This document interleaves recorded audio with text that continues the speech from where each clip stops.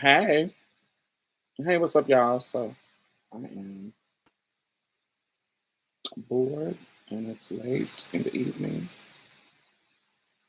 and I just need to get on live. How are y'all?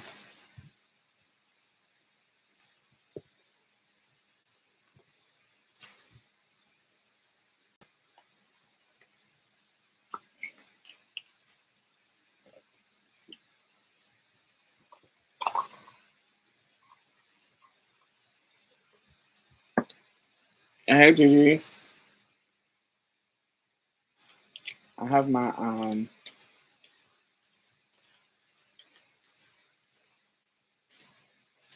the end cards. Hey, y'all. Hey, Ty, hey, Anna. Since I'm bored, we're gonna play this game. You ready?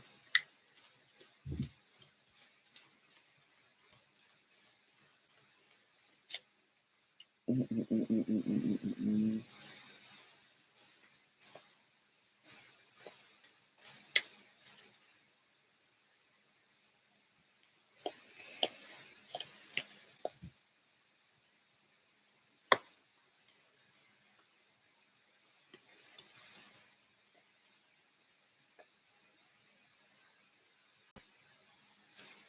Hey, Brandon. We're doing the end. So I have 5 cards, and we're gonna answer the questions, and I want y'all to answer the questions too. I like these questions.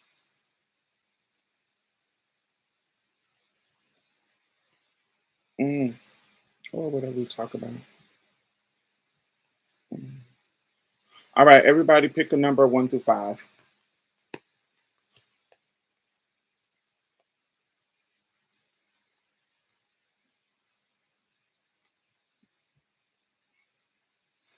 Let's see a lot of threes. Okay, 3 is the dominant number. All right, so 3. All right. The question is, what do you think life is teaching me right now? Hmm. What is life teaching me right now?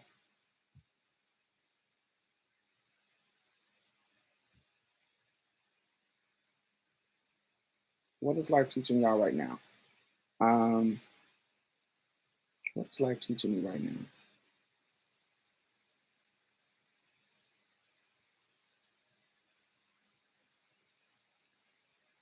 Hmm.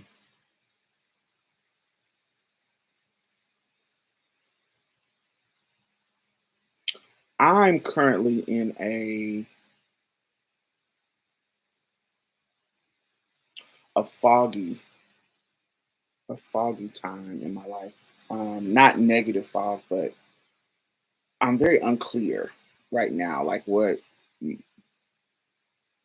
I had, for the past 5 years, I had a bunch of goals that I accomplished, and so now I'm in a place where I got to remake goals. Now I got to come up with new goals. Um, yeah, I know I launched my podcast in 2017, and I said that I wanted to go 5 years and to reach 1 million listens. I did that. Um, I wanted to, shit. Yeah, that was my goals. I just wanted to. Now I'm like, of course, grow and get bigger. Um, so right now it's just being still and waiting for inspiration. So I guess that's what I'm learning now to don't don't turn it into fear. Just turn it into, all right, we're gonna go with the flow till we see what's my next move. That's where I'm at now in the fog, but feeling safe in the fog. Everything wrong eventually works out. to make sure that I'm not bottling my frustrations,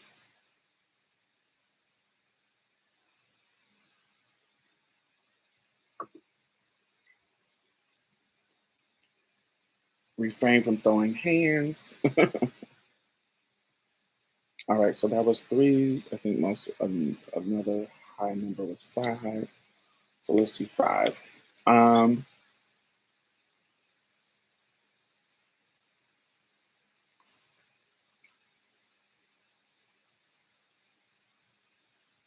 when were you the proudest of yourself?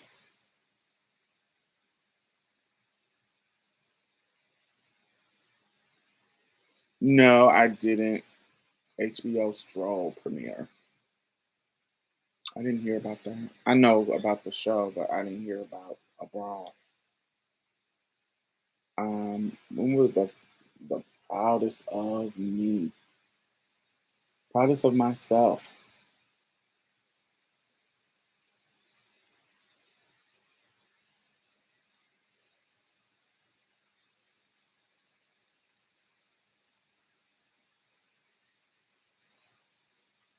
Hmm.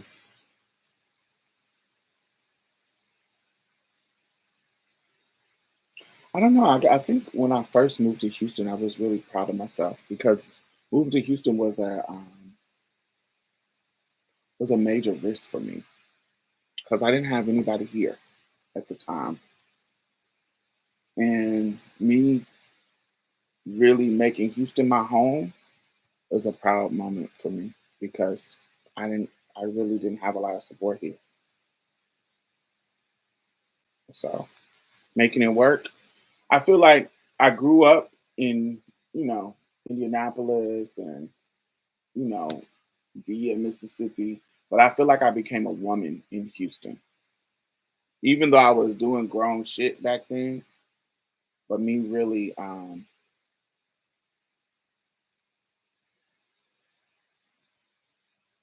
yeah, I became a woman in Houston where I'm not even concerned with other people. Um I'm just it's Diamond focusing on Diamond and doing her thing. Um yeah, that's here. What about y'all? I can't remember who called it this, but I heard someone describe the space that you're in as the pause. That might be it.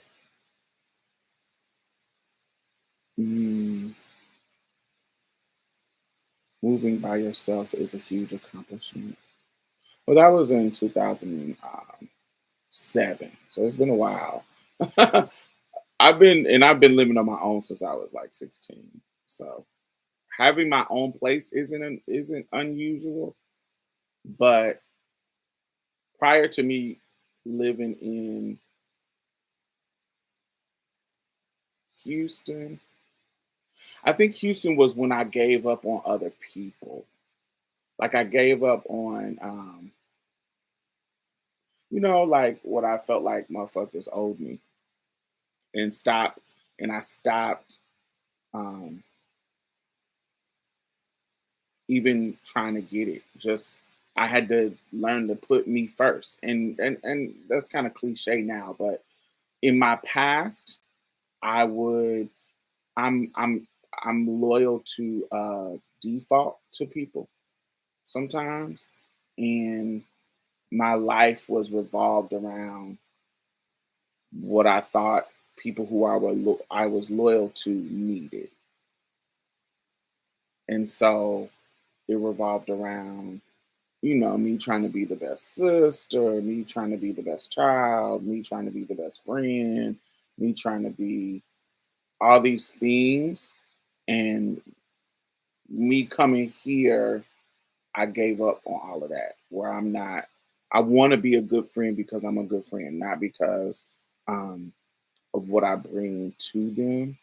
Um, Not how much I can be used. Um, you know, I'm trying to be my rock and not everybody else's rock. So really learning the idea of fill your own cup up and whatever's the overflow. That's how you help people. Really learning the idea, not giving people your last because people, you can't be you. Oh, that's a super lesson. You can't you can't expect you in other people because you are you. And so how you show up for friends, how you show up for family, how you show up for people may be a little bit more dedicated than other people will show up for you. And what I would do in my past is I would expect me to show up. Whatever I would do for a person, um, and they're gonna if you're expecting you out of other people, they're gonna always fail you because you are you. They're gonna always fail you. Now, this doesn't mean that you don't hold them accountable for expectations, but you can't expect you. And so I really had to learn that. And so me making this transition from girlhood to womanhood, excuse me, here, it was a proud moment for myself. All righty.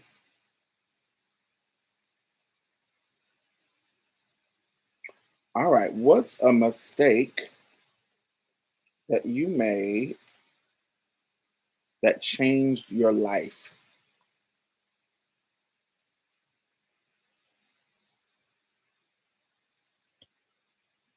Much love. What is a mistake that you made that changed your life? Wow, mistake.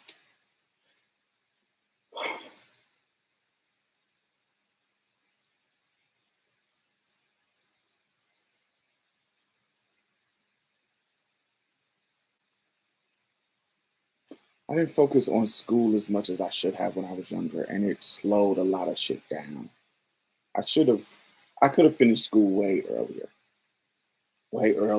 and went further. Um, um, and it slowed a lot of stuff.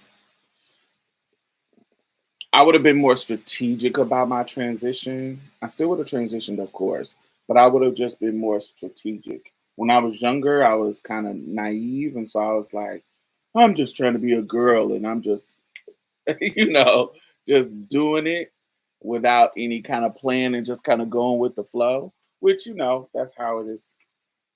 That's how you know. Um,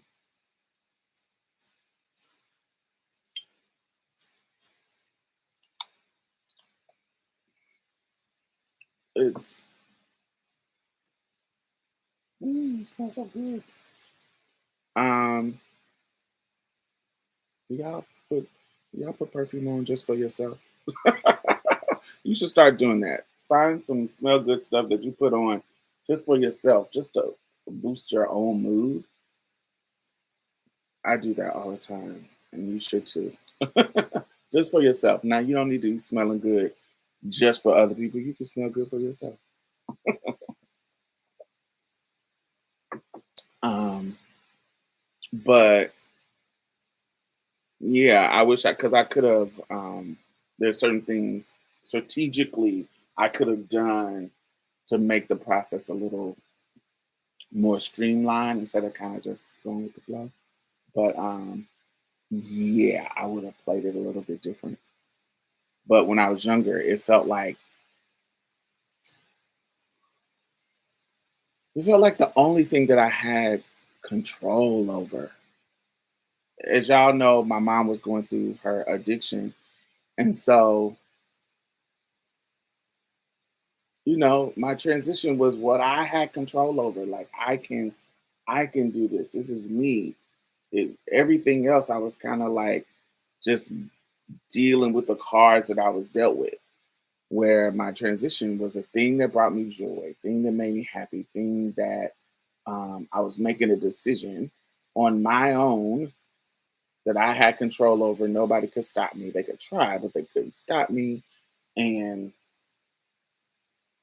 yeah, it was more of a God, my life is so chaotic, but this part is mine. And yeah, it felt like a declaration, like a Definitely a declaration like anybody else, like, "I'm a woman, hear me roar." But also that y'all adults can control everything else around me. But how I identify, how I present to the world, this is who I am. This is who you can control what group home I'm forced to go to because went to one group home and they pushed me into the boys group home because I got older and then went back to this group home because they were closing this one down, turning it into a girls, and it just was a bunch of shit that I literally had no control over in my life. And this was the one thing that I was like, mine, my identity. So yeah. All right.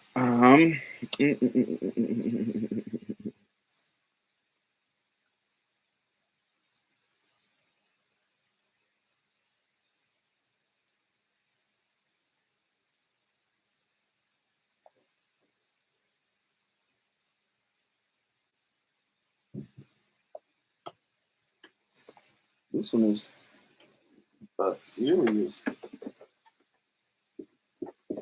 Ah! I'm trying to get this.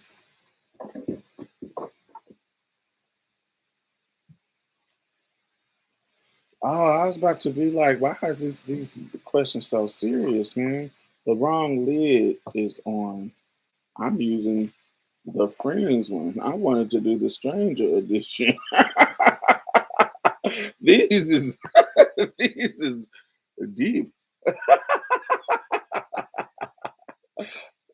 They talk about I have a friends edition and I have a stranger edition, but I had the lids on the wrong ones. So I'm thinking I'm doing the stranger edition. I'm like, why is he so personal? I wanted the stranger one so it could be, not as personal.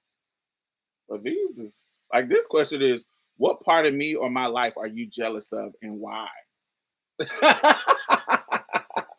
I don't even know how to answer that on my own. I don't really have a jealous spirit. That's not really me.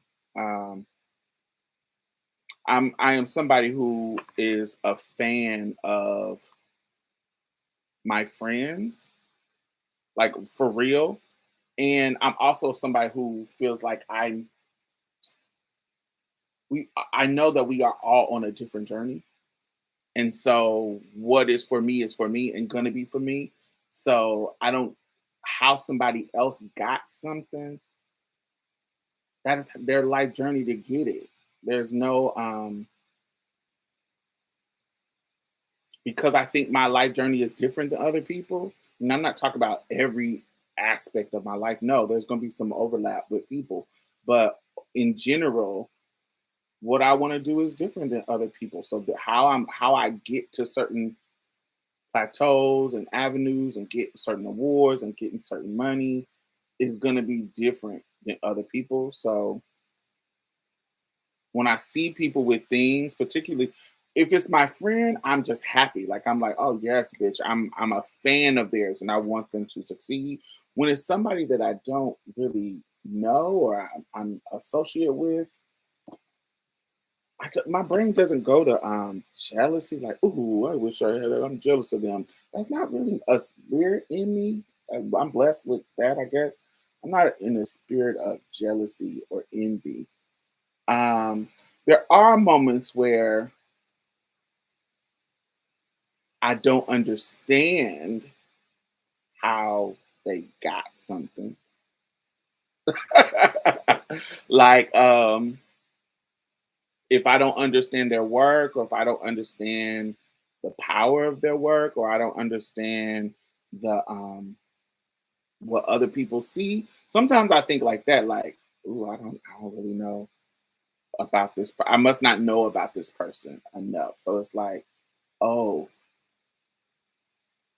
I just don't know them enough, or something. My brain was like, how did they get that? Like, well, what do they do? Maybe I need to do some research on this person so I know what do they do. You know what I'm saying? So I think I have that spirit in me where I'm like, I don't know this person enough.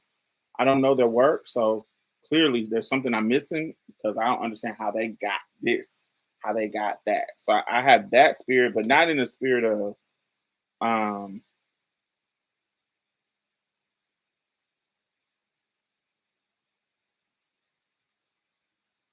like, oh, I want something somebody else has, and I'm jealous of them for that. So I don't really have that spirit. That's not really my tea. And I don't. I try intentionally not to operate from a place of scarcity. Like there's enough shine, there's enough light, there's enough money, there's enough everything. Um, you don't need to be fighting for scraps.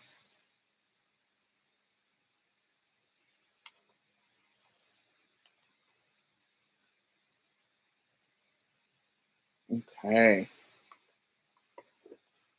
All right. Number 1 through 5.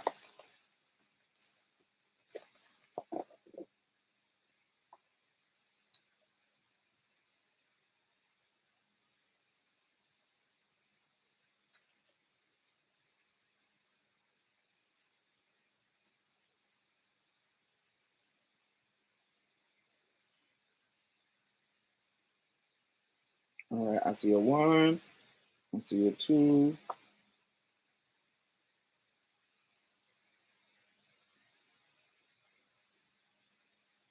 One is heavy. All right. So one is, yeah, these needs to be, see, this is, I'm going to switch cards because these are like the same. What do you think was the best gift that you've given me? This is for friends, and you can't play this by yourself. Unless I just answer the best gift I've been given. The best gift in general. Um, best gift. Gosh, best gift.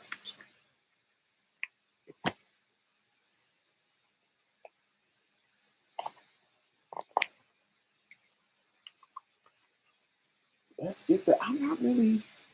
Um, I don't really get a lot of gifts actually. So on my birthday, so if like I have a gathering, my friends will give me a gift. Um, but as far as like a memorable gift,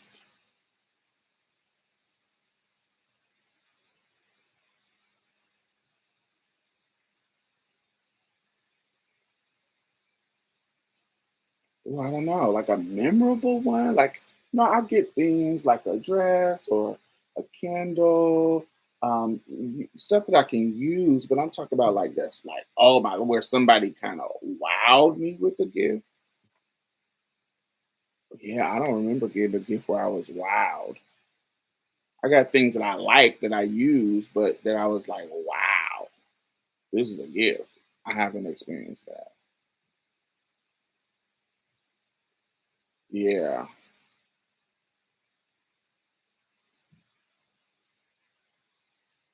in general, work.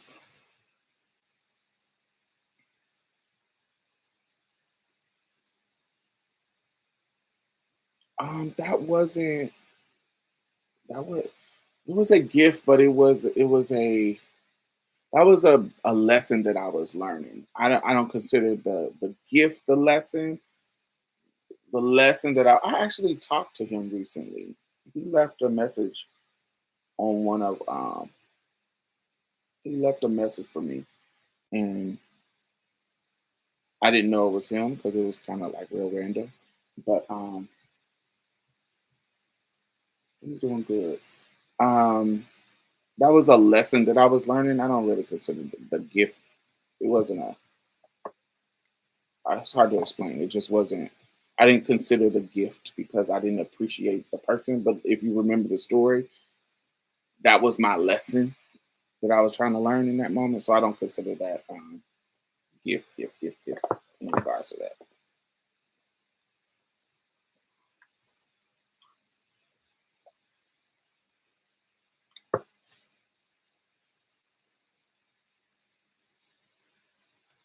Ooh, ooh.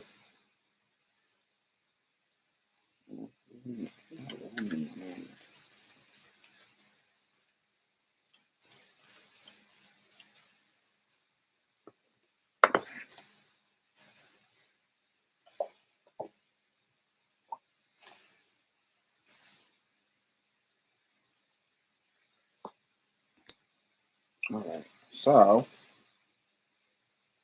all right, these are cool. Um, when do you feel the most loved? Um, Gosh, when do I feel the most loved? When do I feel the most loved? Oh gosh, when do I feel at BTAC? If I'm to be real, it's something about this. If you've been to BTAC, BTAC is is a conference for trans people, Black trans people, and it is tons of Black trans people there, and y'all just kiki and talking and being real and sitting. And it's not just the events that's happening, like just the like being in a hotel and kikiing with the people, and having great conversation. It's actually dope. It's actually dope. Also, when I'm in a space of well, this is the same thing. This is just like BTAC. When I'm in a gathering of my people, like anytime I go to like like a holiday gathering with my folks, like Ty does a holiday gathering at her stage, at her house, stage for me when I'm doing my gigs work. Um, like when I'm amongst family, like for holiday families, and we kick in playing games, do our thing. I love that. It feels good because we're not worried about anything. We're just enjoying the company of our family. I love that. That feels loving. But it's the same thing with BTAC. BTAC feels like that, just grand at this hotel with your community family, and and my family, a lot of people who I consider my family are not blood relatives. So it's easy for me to have that same feeling in community as I have in my close proximity community family. You see what I'm saying? It's easy for me to make that physical and emotional connection between the two. And so most of the people who I consider family are not blood relatives. Yeah, those are the times when I feel loved and um, joyous, and nobody is worried about nothing. We just laughing and having a good time. Yeah, I love those moments when I'm hanging out with my closest Judies. Exactly. That's the time. You having those kind of another moment when you're having those kind of deep conversations with your girlfriends, and y'all are sharing your stories. And I do it a lot with my friends that I travel with. But we're on the beach kikiing and sharing our history with the trade, and maybe some insecurities that we have about aging, about our bodies, about whatever. And those moments, those vulnerable moments, because you always are kind of I'm somebody who kind of I don't have y'all been knowing me for some years, so I kind of just share my opinion and my thoughts. I think somebody said earlier the transparency, so I'm really transparent all the time. Um, so that's not an abnormal thing for me, but there's something about having it with your sisters and having those moments, because sometimes there's random moments where you gotta reflect a little bit more so than you would in a way that you don't that only your sisters can bring up. Like it's certain relatable conversations that you didn't think about and they brought it up, and you're like, oh well, let me be vulnerable in this moment. That might not happen authentically like on like online platform. Or it might just be with you and your Judies. Um and so those moments feel good. Hello. Hey babe, sleeping baby. Um When you think of the past, is it nostalgic or painful, and why? It depends on what I'm thinking about. Mostly nostalgic. It's very few painful things that I haven't worked through. I think the thing that snatches my emotions now is kind of my mom. Sometimes I'll randomly come across, like, say, videos of somebody doing something with their mom, and it'll trigger my emotionality about my mom, my grief. Um, that'll happen. But as far as like um, past traumas and shit like that, it's nothing that I haven't worked through. So nothing is emotionally like right at the surface. I've done a lot of work in regards to get over some of the stuff of my past, um, reading and therapy, and um,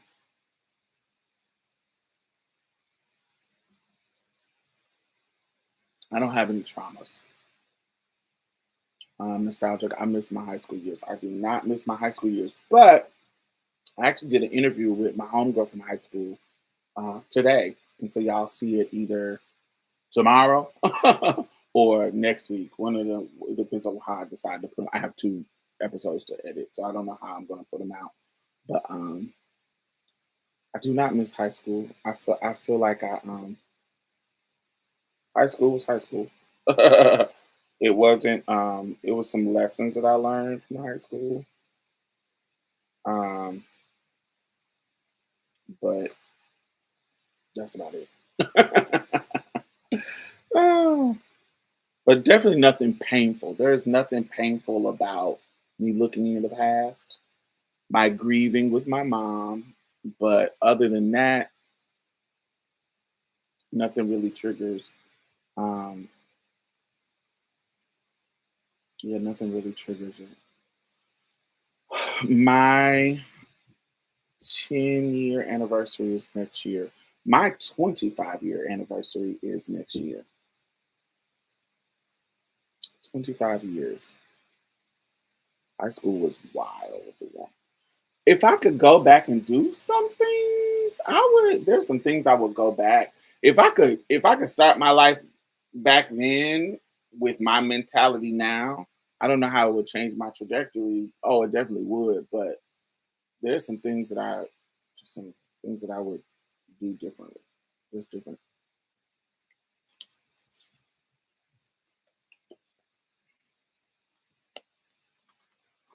Um, what is your family's legacy that you carry with you? Being a strong black woman. um, there is something that is slightly disappointing about me not having children. Slightly disappointing, but also I love my life. I love my life being able to pick up and go when I want and not having to have to worry about kids. But that part, my particular branch, my particular genes not being passed on, there's a level of disappointment in there. So I don't legacy. I guess when I think of legacy, I think of the quote from Maya Angelou that she gave to Oprah. Like, you don't know what your legacy is going to be because you don't know who all you have touched, and who you have touched have they touched. You see what I'm saying? Like, who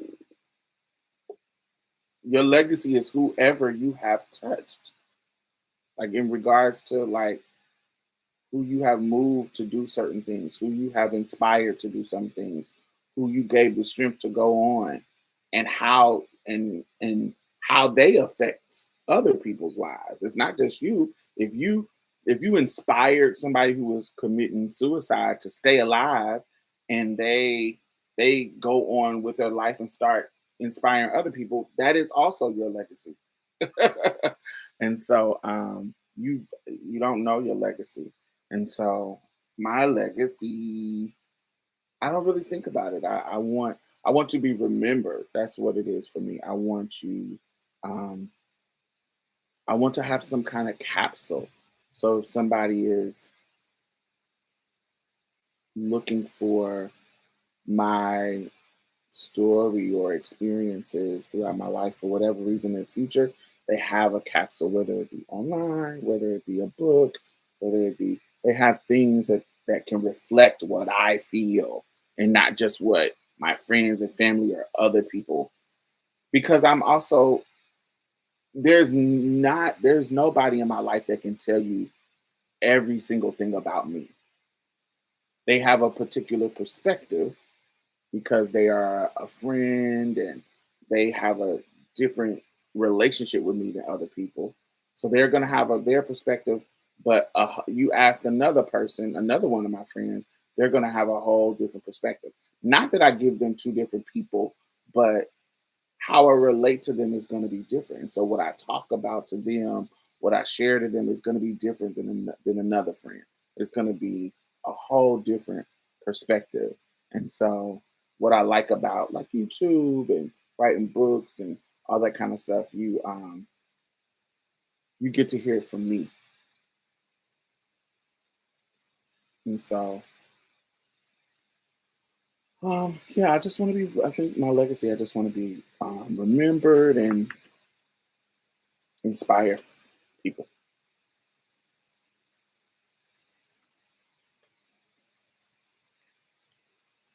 What do you know now that you wish you knew then?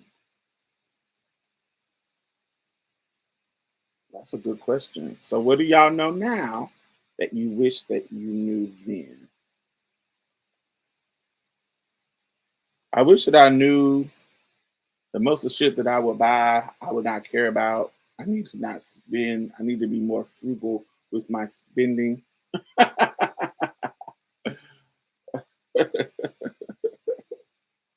I wish I knew that then, but I'm just not spending. I wish I knew I had ADHD when I was younger, like I do now.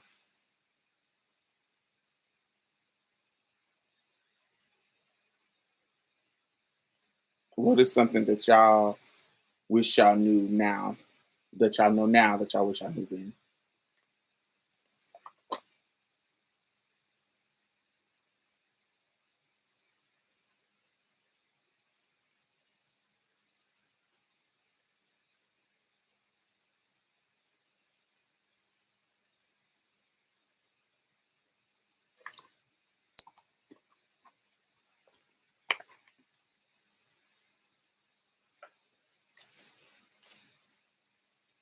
That I never wanted to be a doctor.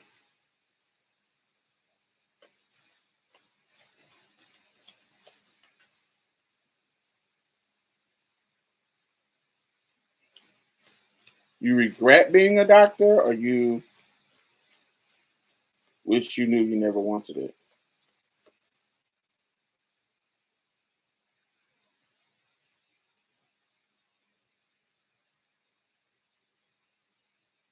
You wish you knew how your marriage with your ex husband would turn out.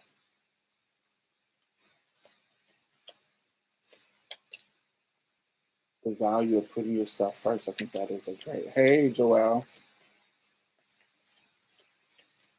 The value of putting yourself first. I think that's really, really important for some people. I, if you are not a selfish person, there's some people you bitch, you don't think about nobody anyway. You think about yourself. But a lot of people be like, "Oh, I need to put myself first." You always put yourself first, bitch. I know some people out here said, "I'm like, no, bitch, you are the one of the most selfish bitches I know." You talking about I need to put myself first, girl. But I think that's a lesson. If you are a selfless person or a too giving person, putting yourself first is important to learn. Or self-sacrificing person. And oh, I'm nobody's doctor, but it would have saved me a lot of money and peace of mind to shift path earlier. Mm, that's legit.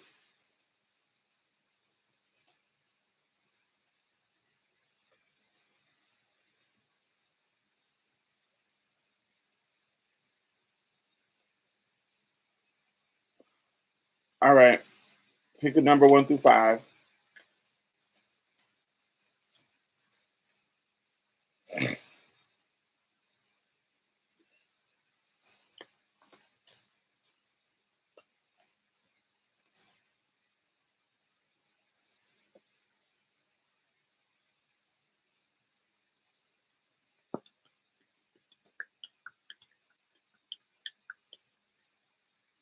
All right. I see four.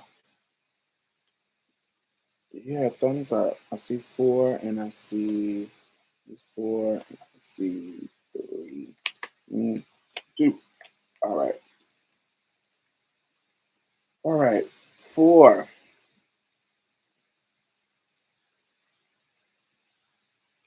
I don't know how to this is usually um you play this game with other people, so I guess this is for y'all. What was your first impression of me?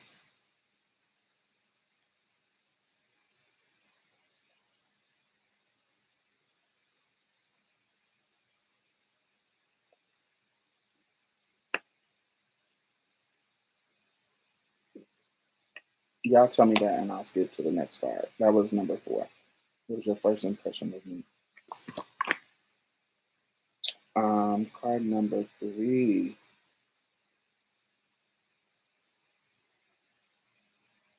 Word strong black woman.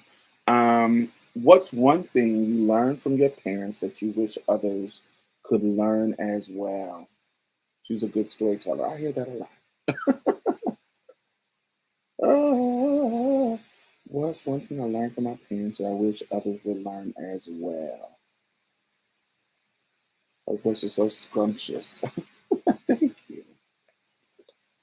Um,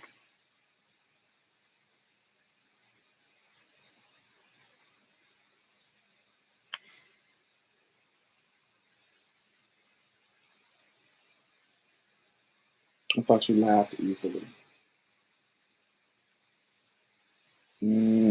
What did I learn from my parents? What did my mom teach me?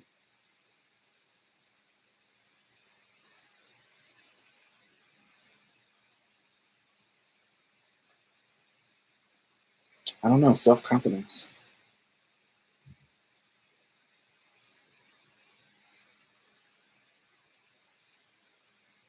Come on, Eric video.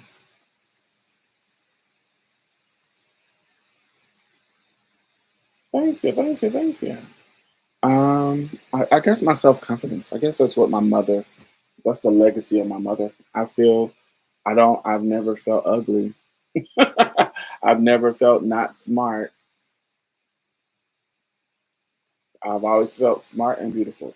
And my mother said that I was. And so I never felt. Yeah, I never felt inadequate. So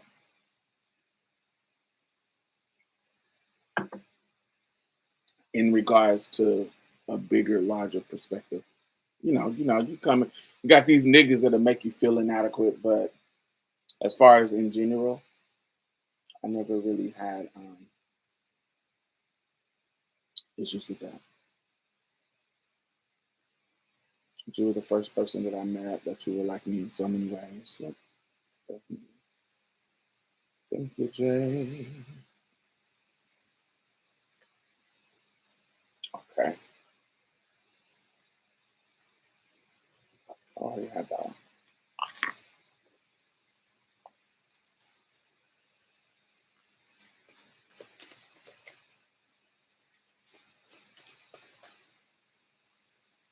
All right, pick one through five. One, two, three, four.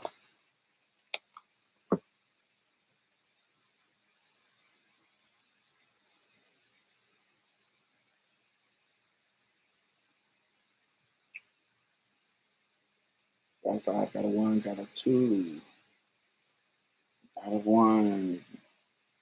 Gotta get out. Gotta find some place.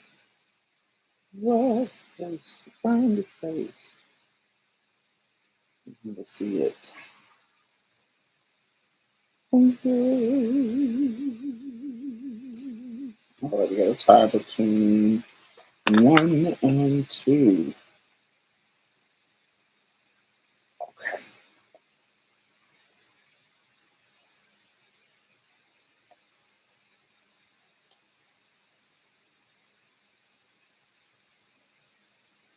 Okay. How do you think others describe you? Um, they just did. um, I think people describe me as I don't take no shit. I think people describe me as smart. I think people describe me. Some people describe me as beautiful. Um, I think people describe me as down to earth. It's very rare that I meet people who don't think I'm down to earth. Um, um,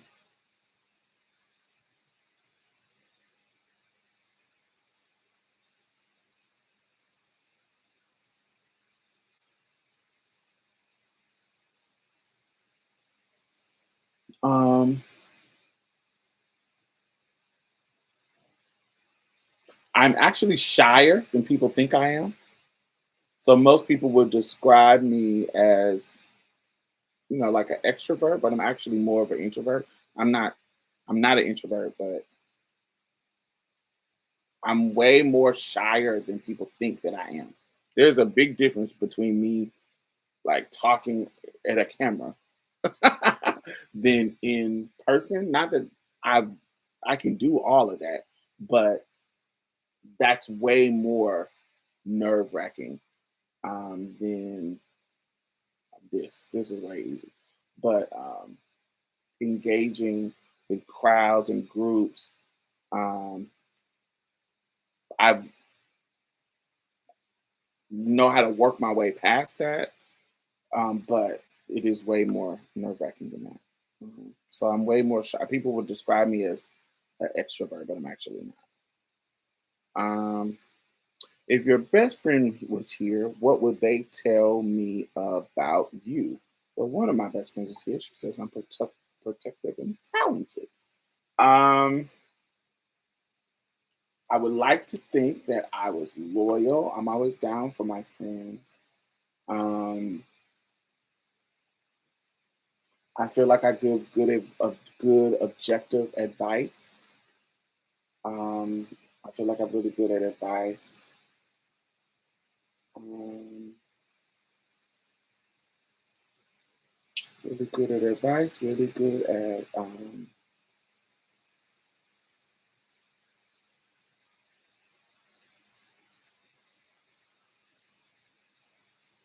I feel like I'm really good at boosting people's confidence. I think I try to talk positively to my friends. Yeah, I try to inspire them to do more. I try to. Um, Yeah, I feel like I'm a positive entity in somebody's life when I'm their friend. I feel like I speak them into a better existence. I feel like I'm positive. I feel like I'm loyal. I feel like I give great advice. Yes, that's how I think my best friends would describe me.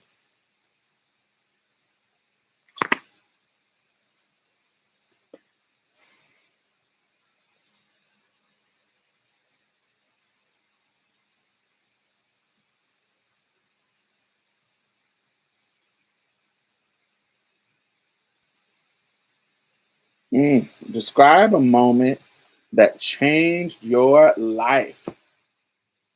Describe a moment that changed your life. Okay, so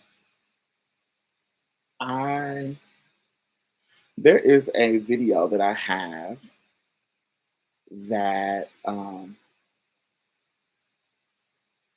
it's called Eagles in the Chicken Coop. Do you remember that video? It's called Eagle in the Chicken Coop. I think it's called. I think I have on a green and yellow and black dress. Or do I have is it green and yellow? Um, I'm telling a story about an eagle in a chicken coop. So that story, the first time I heard that story was from a teacher. I had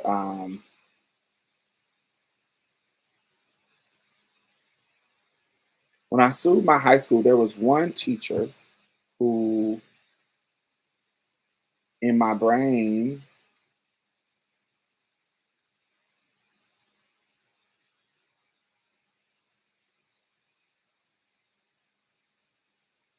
I cared about her opinion because she was one of the first teachers that kind of saw me as brilliant and respected my mind as a young adult.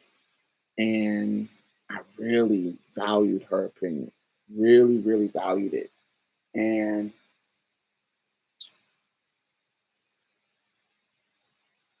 in the process of me suing my high school, at the end, she she wasn't,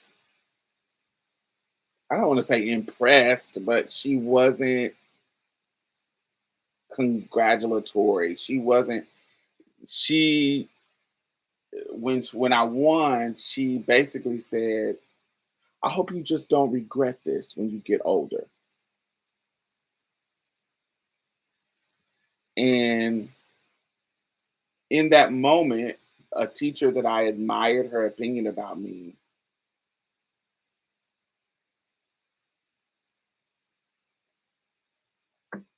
disappointed me. And she was she's the person who told me that story about an eagle in a chicken coop. And at that exact moment, I realized that I don't need to give people that much power when it comes to their opinions of me, because these are just people. And I was so excited about coming. I literally remember the moment coming upstairs to her classroom. Nobody was in the classroom, it's just her. It was like either after school and she was there, and I wanted to come up in her classroom and just to see her response to me winning. And I was so, because her opinion mattered to me, I was so prepared for her to say, "You did great. Congratulations. Thanks for standing up for yourself," or something along that lines. And she went to negative. She went to not negative.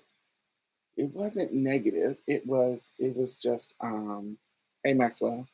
It wasn't negative. It just She just was like, "I hope you don't regret this when you get older, because this could be something that comes back and it's something that you can regret."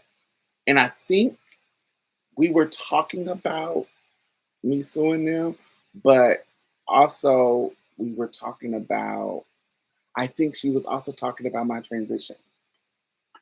And she basically went down that age old road of um, this might be a phase.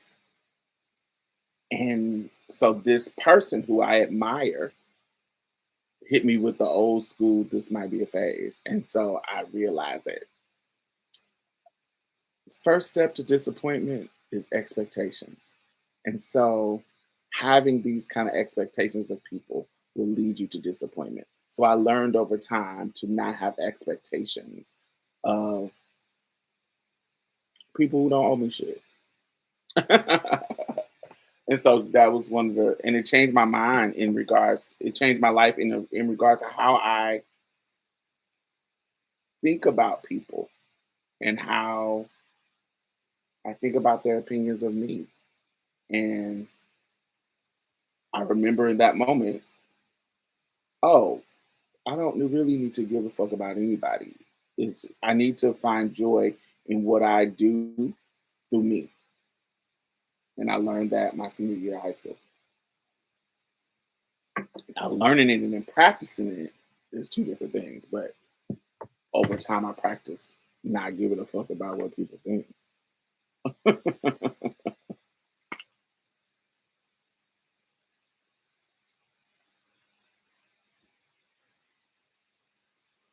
um, what is something you would never give up? What is something that I would never give up? Life. I do not have suicidal ideations. Like that is not when shit get bad for me. I am a flight type of person. I'm not a my brain doesn't go to take my life. Like I don't it doesn't it does suicidal ideation just doesn't come. Um and so I love my life. And I before I would kill myself, I would move to like a whole different country and just have them just drop me off and start over somewhere before I would take my life. It's not worth my life. Nothing is worth my life. And so, you get what I'm saying? I, yeah. So I remember when right before I came to Houston, there was a moment that it had gotten really, really bad. And in my brain, I was like, oh my God, I could see how people can lead to killing themselves because it gets tiring. And that was the first and only time that I have ever felt that. But even then, they didn't go to, ooh, I should kill myself. It didn't go there. It didn't go there. It went like, damn, I see how people can get really bad. But all right, let's see how we gonna make this work. And so you come up with this plan, and it kind of just you just kind of go with the flow and see where everything ends up. But yeah, I couldn't. Things can't get so bad in my life now to where I would feel like killing myself. I would pick up and leave before I would do that. Save up some money, get one way ticket somewhere, and figure it out.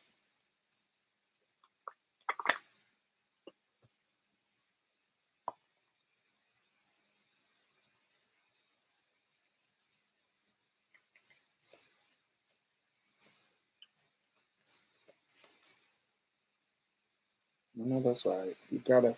I mean, that's all you got is you. So if you're not happy with you, child, and this ain't no cliche. You love yourself. How you gonna expect love for somebody? What's the love of power? if you if you don't love yourself, how do you expect love from somebody else? Whatever the little saying is. It's not on no cliche shit, but you got to be happy with you. You got to be happy with yourself in order to.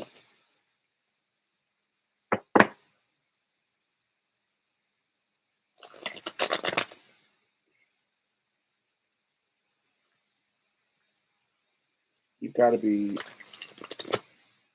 happy with you. Like that got to be like foundational. All right, 1 through 5. The number 1 through 5.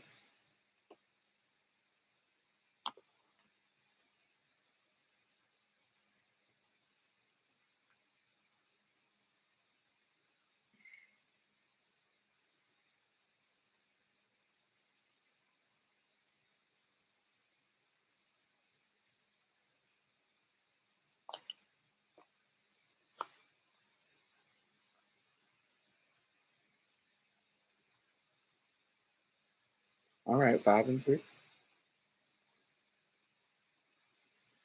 Oh, okay. This is interesting. Um,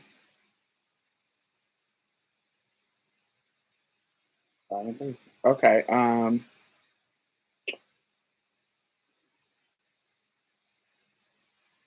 Describe your family and what makes each member unique. All right. So let's start with Rakim. So Rakim is a thoughtful, cishet man, 2 kids. Um, I think what makes Rakim unique is his ability to bring joy, like his ability to make you laugh, his ability and his goal to make you happy. when you get in a public space with Rakim, um, like when you're in amongst family with him, he's gonna be the one that trying to make everybody laugh. I think that's a unique thing about him that he wants to make the vibe a good vibe, regardless of the scenario. He wants to make the situation a happy, joyous vibe. That's who he is. That's his personality, and that's kind of what's unique about him. Um, my little brother Tony. Tony actually has a great voice. I wish he was trained more, but Tony actually has a great singing voice, and I think if he was trained a little bit more, he actually would be a good artist. But he has a unique voice. Um, yes. Um, oh, talk about my sisters, like trans sisters. So Ty is really, really smart. She will know random shit that you be like, bitch, how do you even know this shit? She's one of them super, super trivia smart people where they'll know something and you like, girl, what? How did you where did you get this information? How do you run across this information? Any kind of show that has to do with trivia, I will want her on my team. um, she's creative. She's really, really creative. She has a talent for almost like she's like a Renaissance woman. She has a talent for when it comes to artful things. She has eye and a talent to do them. So like she knows how to draw. She knows how to design. She knows how to dance. She knows how to just create. Just a whole creative um, person. That's always something that I admire about her because I was similar to that. Um, and then she's just a giving spirit. She's a giving person. So those are things that make her unique. Um, Aria. Aria is a good friend right now. And she, my sister is,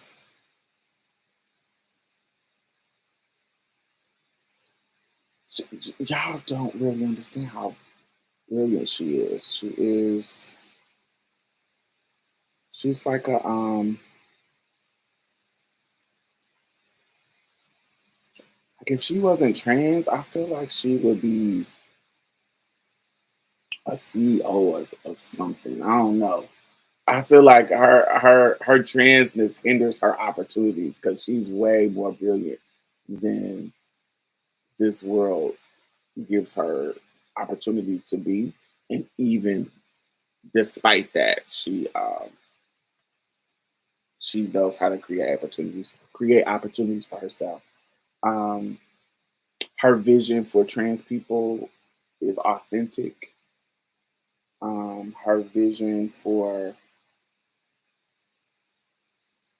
how she thinks about friends is beautiful. Um, she's just, she's a giving spirit as well. She's really giving. She's really, she's one of them people that creates a vibe, and she's fashionista. All these kind of things that you see outwardly, but inwardly, she is just authentic. Like she's just very, um, once she is your friend, she's authentically your friend. And so yeah, it comes out really good. Um, I'll do both Brianna's next. Brianna Jenkins is just down to earth, pure Baltimore girl, smart, intelligent. She goes after what she wants. She does her thing, like whatever her goal is. She has tunnel vision for it, and that's what inspires me about her. She just, her being a lawyer is so like dope to me because I remember when she first started on thinking about doing it, I was like, "Ooh, that's a big journey." And honey, within 4 years, she was done with the journey. And honey, Brianna Jenkins Esquire. And I was like, yes, bitch. So her her down to earthness, her intelligence, and her go after her goals. That's what makes her unique. Um, Brianna McCree.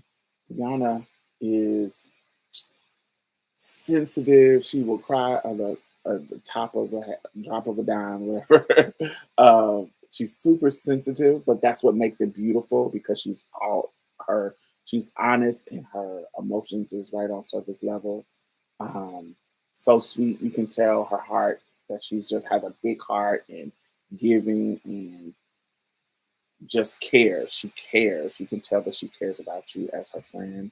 And so, Yana, let me think. Dominique is really cool. Dominique is a Pisces sister. Dominique is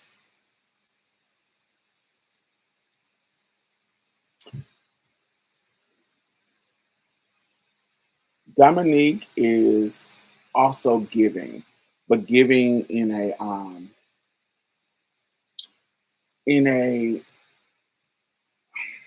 Dominique is like, how do I explain Dominique? Dominique is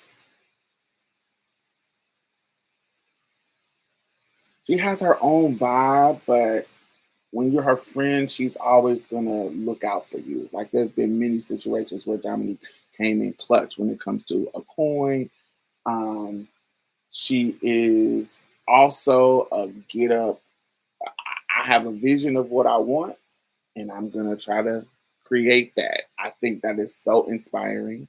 Um, I know what I do, I know my thing, and unapologetically accept this is who I am, this is what I'm gonna do, without regardless of people's opinions, or I'm just gonna do me how I do me, and that's what it's gonna be. I love that about her, and yeah, she's dope. Like everything that she's accomplished in her life, really, really dope. I love her, despite going to prison, doing those, having to do those years. She came out and said, "Bitch, I'm about to create my life. Y'all bullshitted me and had me locked up in this fucking cage, and so I'm about to come out here and create a most beautiful life." I think it's dope. Hmm. All right, let's see. What is your earliest memory? Oh God, it's not a good one. It's not bad, but it's kind of creepy. Um, I remember at 2. This is my earliest memory, and it is what it is. Um, isn't she running for a political position, or am I thinking of someone else? Oh, I don't know. I don't. I think you're thinking of someone else. Um,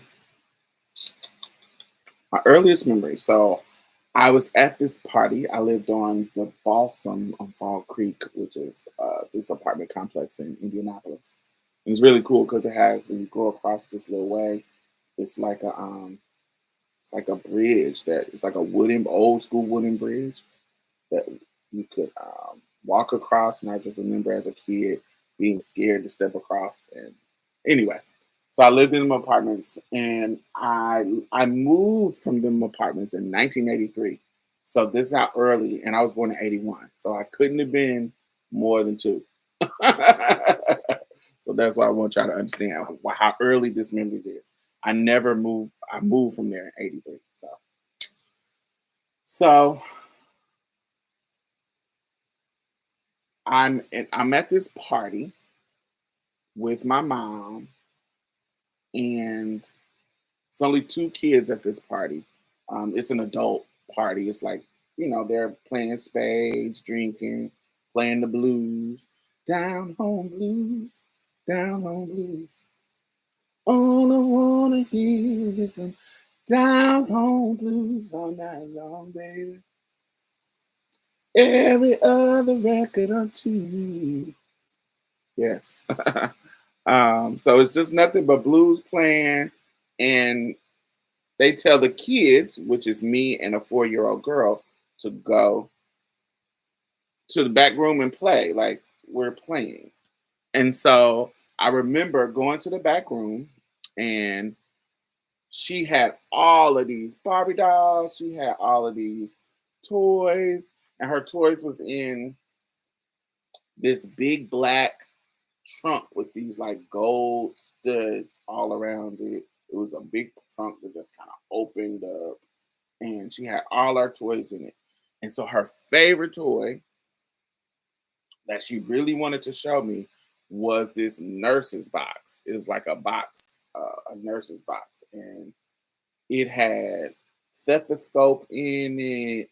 It had this hammer that you hit the knee to make the knee jump. You know, the reflective, reflect, reflex test. And so she had all of the, she had the stethoscope. What else did she have? Um, the hammer. Yeah, it was what a little nurse's kit or whatever. And so she put the trunk down and laid me on top of the trunk, and she put the stethoscopes in her ear, and she listened to my heart, and boom boom boom boom boom, she was listening to my stomach, and then she got down to my penis and started sucking my penis. I'm 2 years old, and it's not a sexual experience for me, but she is 4. So in this moment, I don't know what's happening. It's nothing bad. Like, it does nothing is painful, nothing is, it's just like, what? Like, I don't understand because I'm 2 and I don't have no concept of sexuality. And so, yeah, it just was a strange memory. And mm, we came out of the room, and somebody called us, and we came out of the room and got us some fix us some plates and for food, and it's a memory that I have. It just the oldest memory I have was this 4-year-old girl doing that. And as I got older with more politics and more experience, I'm like, oh, where did she get that from? Was somebody touching her? Was somebody, it's, more thoughts came as time went on, but I didn't understand. At the time, I didn't understand at all. Yes, but that was my earliest memory.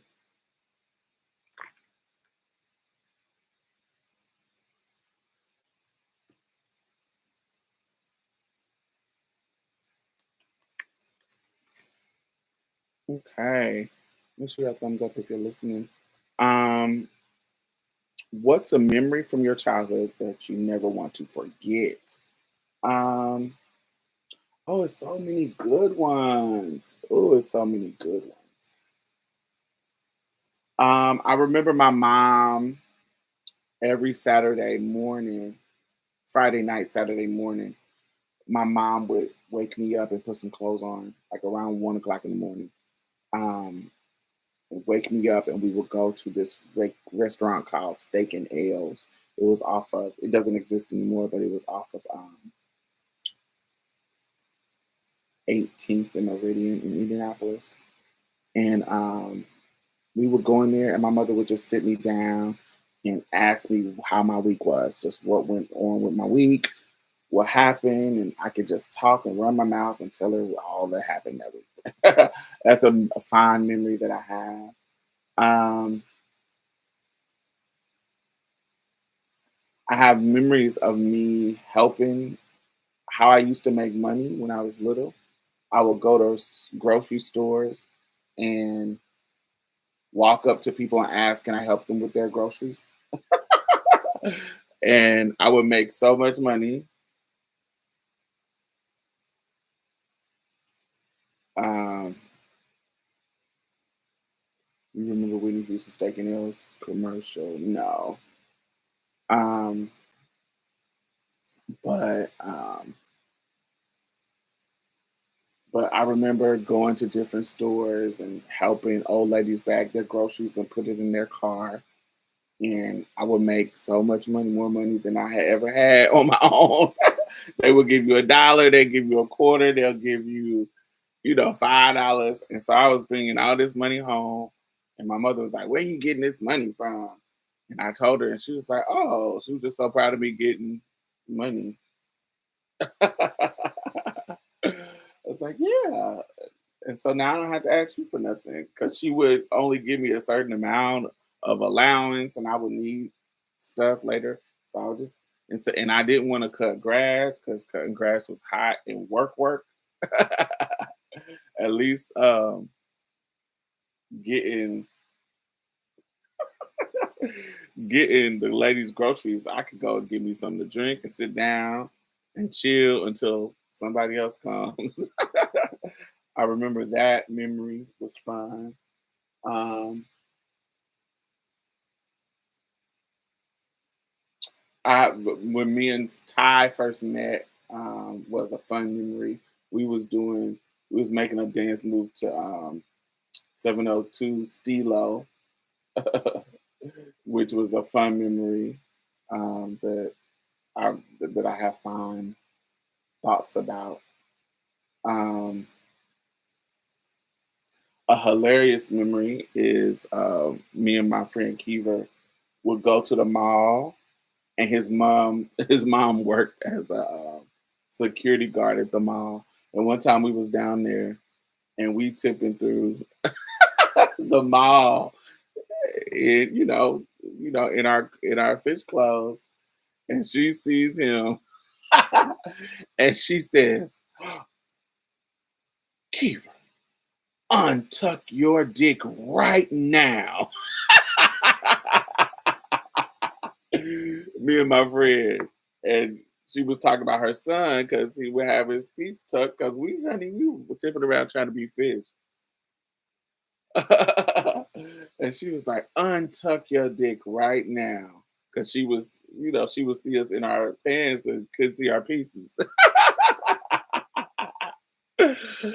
And it was so funny. Like she literally everything except for take her hand and pull it out of the tuck. She was that close to doing it. She was like, "You do it right now," and he had to untuck. It was hilarious. Hilarious, hilarious, hilarious. That was a funny memory of in my teenage years. Um, um,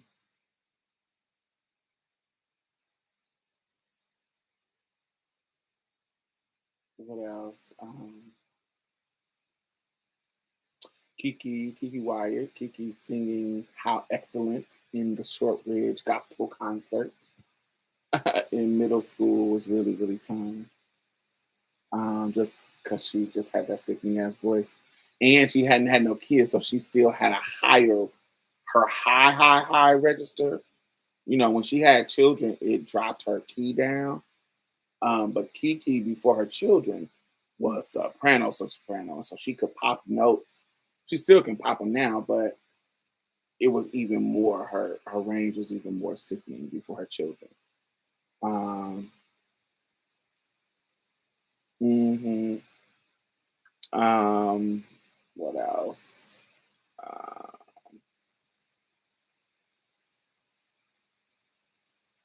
yeah, there's tons of memories that I wouldn't want to miss. I wouldn't want to miss. All right, 1 through 5. Uh,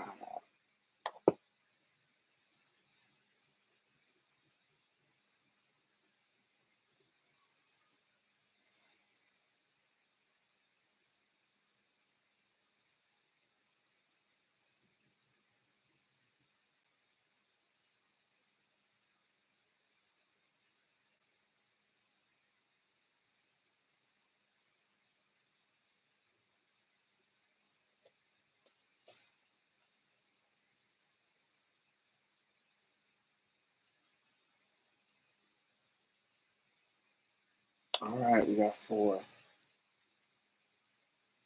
Oh, this is serious. All right.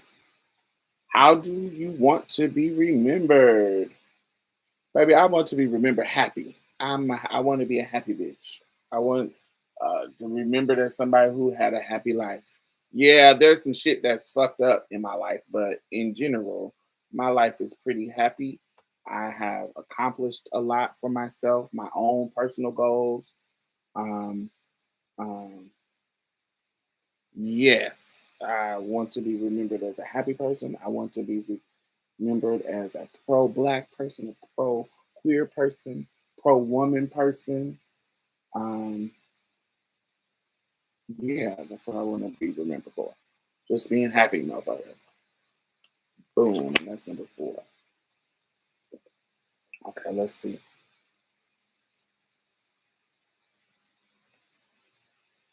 I don't know. This is more for in person stuff. It says, look me in the eye and tell me something in silence. What?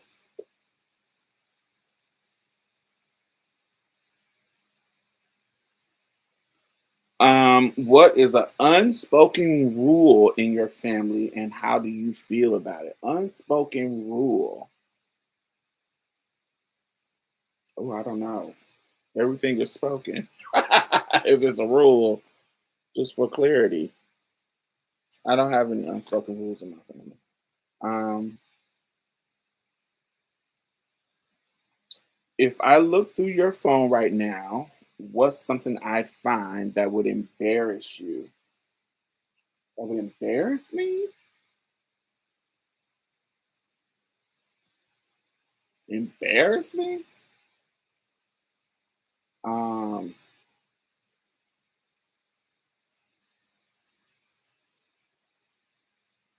I don't know about embarrass me. I don't want to be embarrassed. But something that's funny, I have like people saved in my phone under interesting names. So like when I go, um, so I have somebody named Chocolate Drop Troy.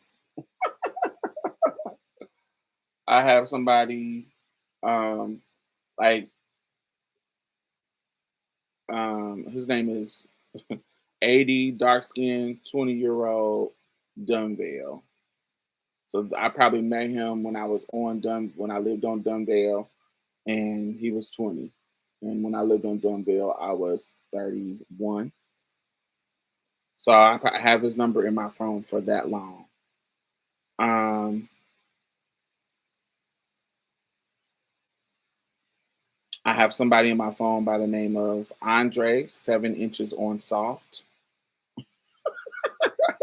So it's the names of people who would be kind of embarrassing. I don't know if it would be embarrassing, but it'd be funny. Um, here's somebody in my phone, BGC bullshitter. So if he's in my phone, that means that because I would never give somebody on BGC my number, but that means I had saw him on BGC.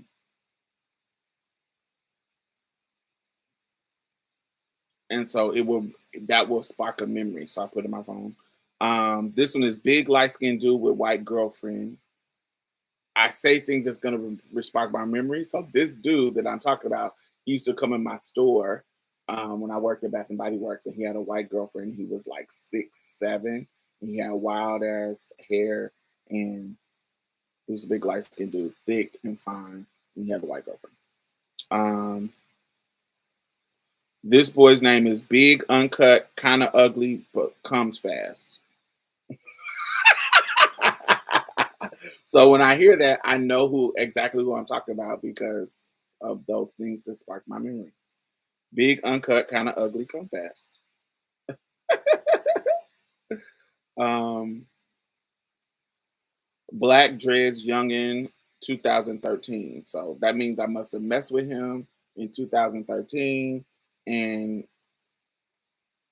he was a black dude with dreads and young. Younger.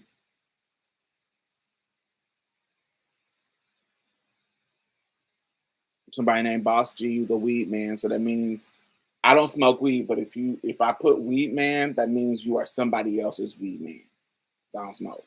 So that means I met him through somebody who does smoke. Um, Brian Pumper, cop client.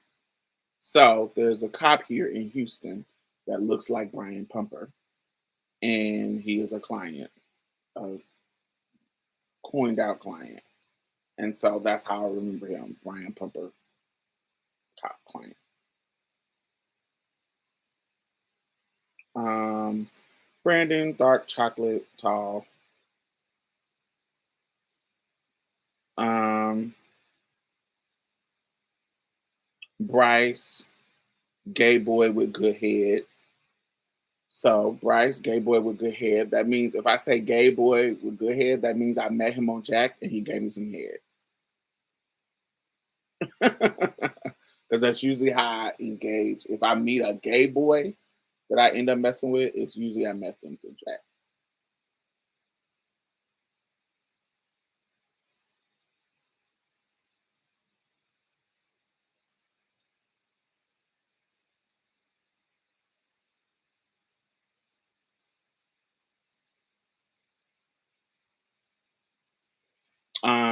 CL, I mean, he doesn't crack eggs on you, does he? I don't know what that means. Um, CL hubby, cash encounter. So what this would mean, I don't know who this is, but this would mean if it was a cash encounter, that means I randomly met him and charged him some type of fee for whatever we did. So it was a cash encounter, like we engaged. So say that I met you at a gas station and a nigga was super, super flirty, and I was like, oh, then say that I just hit him with some like my rates or whatever. Like if you gotta pay me, da, da, da, da. He was like, "What I gotta do? How much I gotta pay you?" And he says give me a cash rate that is sickening. I say, "Oh, that's enough. Come on, give me that." And it was a cash encounter, so I put cash encounter. Brian Pumper had a scene where he cracked a raw egg on a girl. What they were fucking. Oh yeah, no. I don't really watch porn like that. I just know Brian Pumper. I don't really watch it to know the details. No.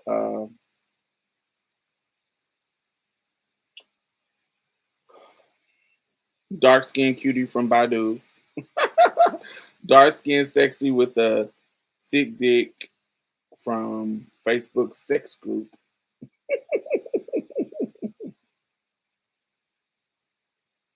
You don't watch porn? No, I don't. That's not really my tea. So how I masturbate using the vi- the, the memories of my last hookup. So whoever I hooked up with last, I use that visual to fuel my session. If I run, like say I'm on Twitter and I run across the videos, um, I'll see a video, but I'm not going to Pornhub like, ooh, let me find my favorite porn to watch. That's not really my normality. But yeah. Um, David Hershey. David Hershey is a good story, y'all. I might need to tell y'all that story. How much time you got? So I can just end with that story because that's a good story. So there was this dude I met online, and sometimes you meet, sometimes you meet boys and they are just your perfect type. You know how you have a type? So my perfect type of man is a dark skin, tall, big nose, big lips, maybe like his well groomed hair. It could be waves, it could be braids, it could be dreads, well groomed. So whatever that is, I need you to have lips, I need you to have a nose, I need you to be dark skinned, I need you to be tall. All that is my type of dude, and it's my tea. So sometimes you meet people and they are, oh my God, they're exactly your type. And ooh, it is what it is. And so this dude was that exactly my type. And when I tell him my tea, he wasn't down for my tea. But he had, before I told my tea, he was so into me.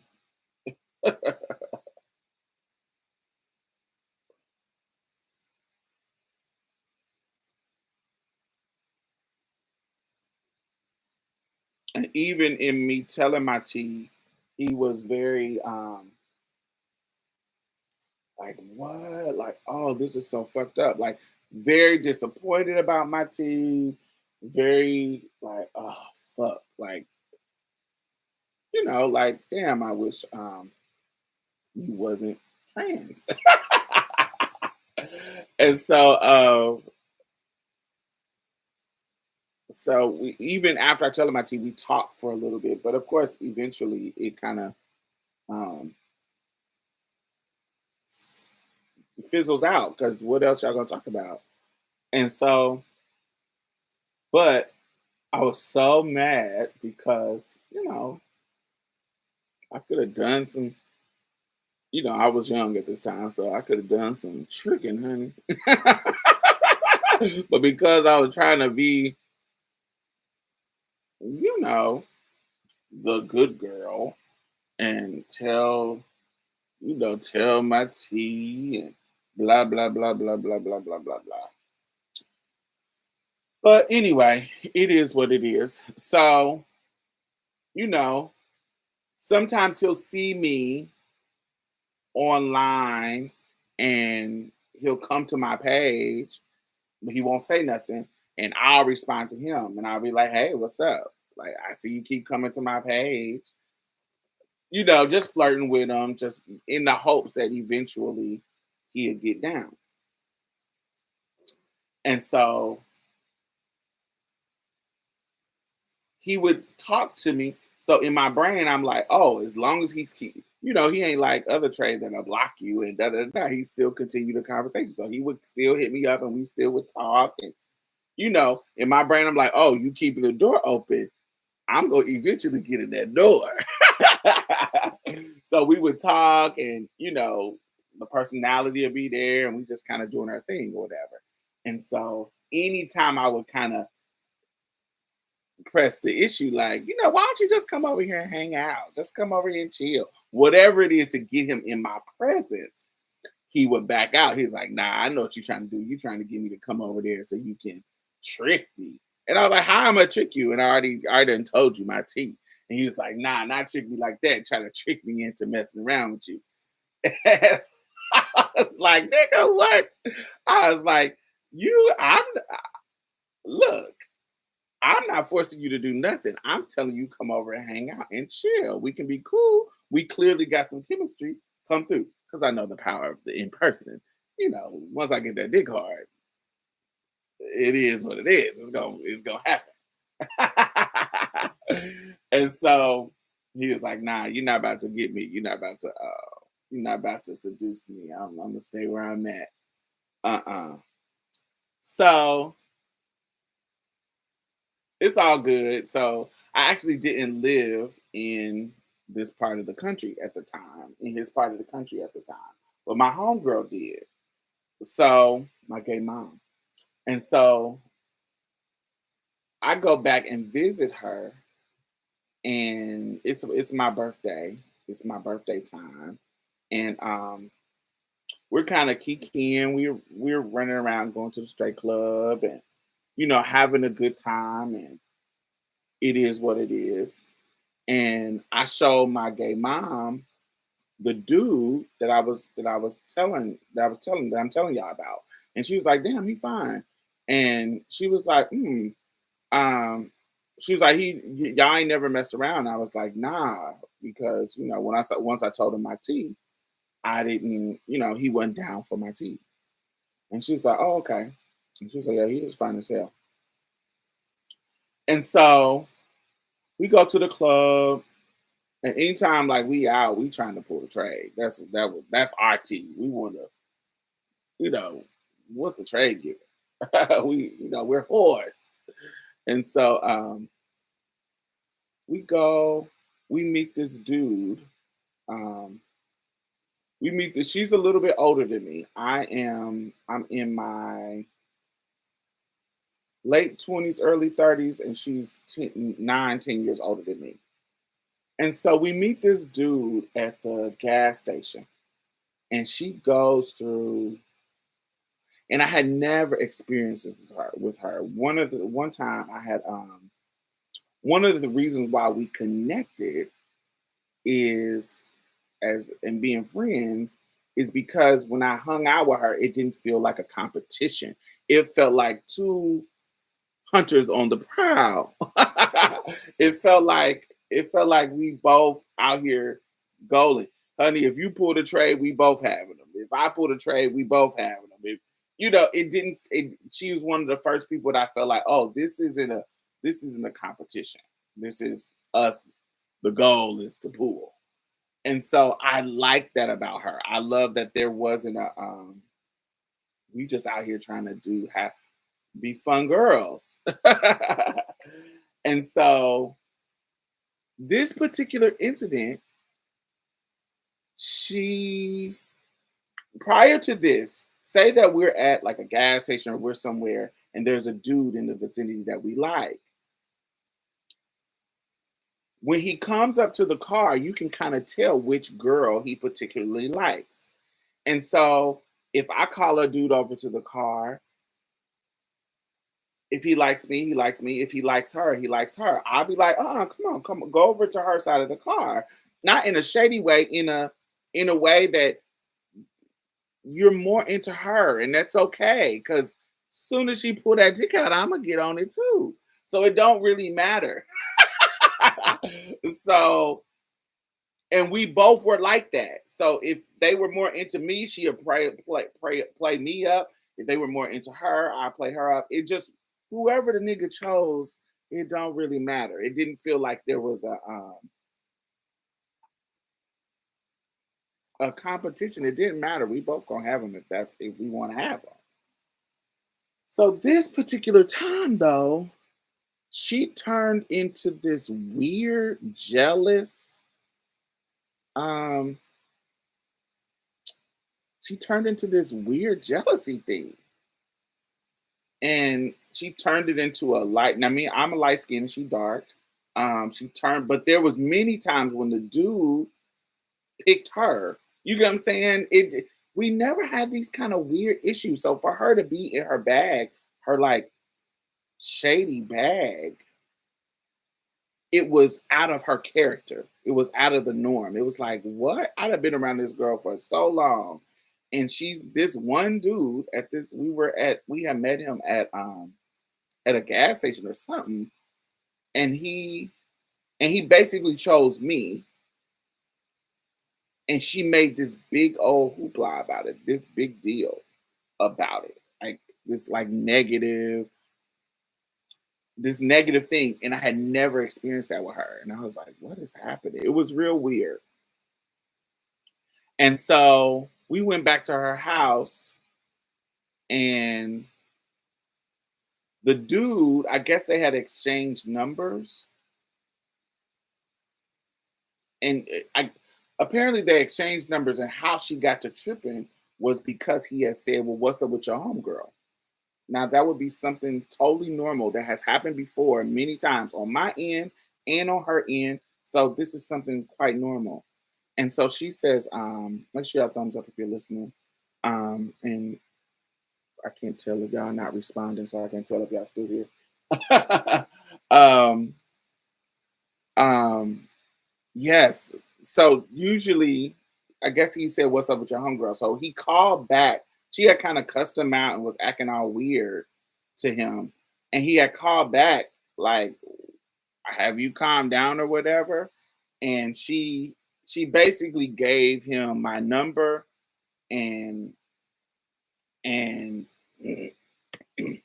they kind of she came downstairs and she apologized to me, and then she went into this whole thing about we ain't never had that relationship as far as jealousy and da da da da da. And so she needed to apologize because, and this is really rare for her. Um, um, she apologized and she says, I'm getting older. I'm getting older, and you're still in your young girl prime. You still, and so me getting older and I got into my feelings and I need to apologize. And we had an age conversation because we had never had that conversation. And she was going on 40 and I was 30. And you know what I'm saying? It was this whole thing. And she apologized for it. And so I said, "Oh, it's no big deal. I don't even like him like that." And so I didn't have the boy because I didn't really like it. The whole situation was weird. Like because of how she had made it, and now it's all weird. I didn't want to have him because he was fine, but he really wasn't my type for real. He was more her type. She liked light skinned boys, and he fine. I would have had him, but if the just the way she handled it turned me off in the whole situation. So it ruined the moment for him and for me to have him because of her situation. She apologized. And so the T was like, you know, now I gotta figure out this is my birthday. This is my birthday trip. So I'm like, oh, I was supposed to have some trade for my birthday, but all the trade, all the trade situations are kind of fizzling out. And she was feeling bad about the situation, about the light skinned boy that she kind of fucked up the vibe. And so she was like, what can I do? What can I do? So I'm upstairs on the computer, and next thing it's late at night. It's like 1, 2, 3 in the morning. Really, the next day past my birthday. And so 1, 2 in the morning, and I'm on the computer, and I hear her downstairs. She opened the door, and she was like, "Diamond, Diamond," and I was like, "Hey, what's up?" And she was like, "I got a surprise for you." And I was like, "Oh, okay." And so she was like, "Put something cute on and come downstairs." And so I put something cute on, like, you know, I I know that this has to do with a man because we're in her house and I hear a man's voice. And so, and when she said put something cute on, you're supposed to put your lingerie on. We are hoes, we are escorts. We know how to, play the game. So I put my little, uniform on, honey, something sexy and tits out and blah blah blah. So I come downstairs and I come around the corner and she's on her knees sucking Hershey boy. Remember I told you the dark skinned tall boy that I he wouldn't have me. She has him in the middle of her living room on her knees sucking his dick.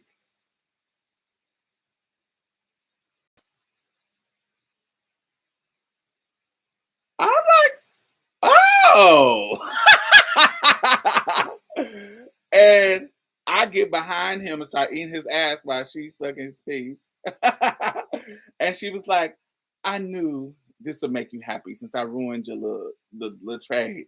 I'll let you have him. And I was like, what is happening? How do y'all know each other? And so apparently, maybe like 6 months before this, my gay mom trick fucked him and he caught her and they never had messed around before. They never messed around after that.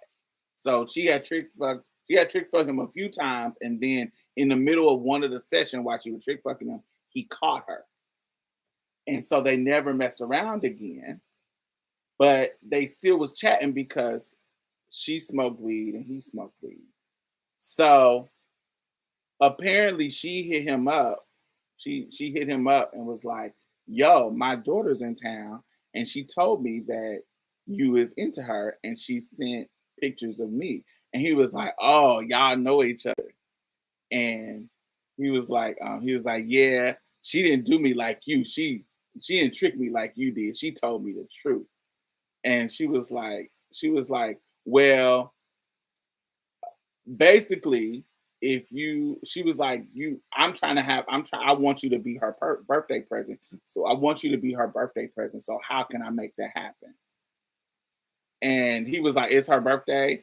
And she was like, "Yeah." And he was like, "Shit, buy me some weed, I'll come over." And she bought him an ounce or whatever kind of weed for you to smoke. Well, y'all know how that goes. And she bought him an ounce and he came over and we had him together.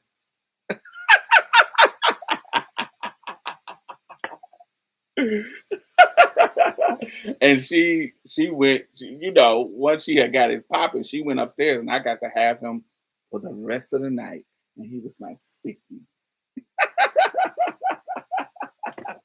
So I guess that would be a good birthday present. That's something that I can count. That was a good birthday present. And it was her way of saying she's sorry for fucking up the trade that, you know, her aging and her ego got in the way of the last one. So this one, she was like, "Here, let me make this work for you."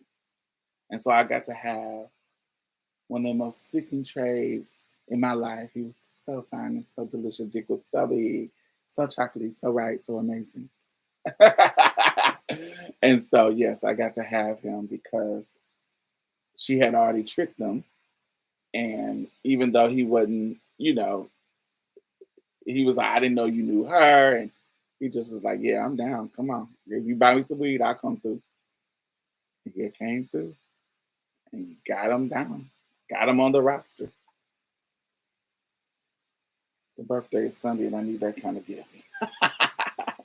Yes, yes, yes, yes, yes, yes. So it was amazing. It was wonderful. Don't regret it at all.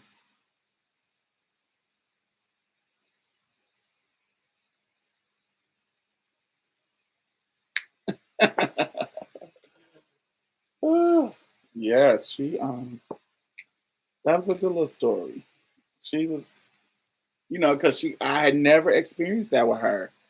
And she apologized. And is it in the book? No, this one is not. That's in my 20s. That probably will be in a later book, but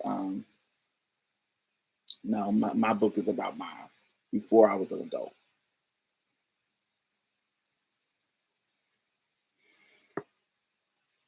The one about the little girl is though. Are y'all back cool again? Yes, we are back cool. We are back cool. Yes.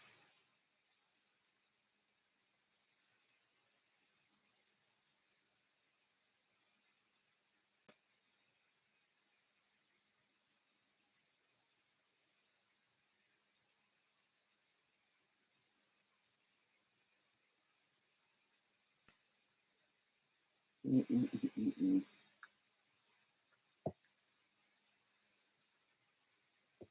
But yes.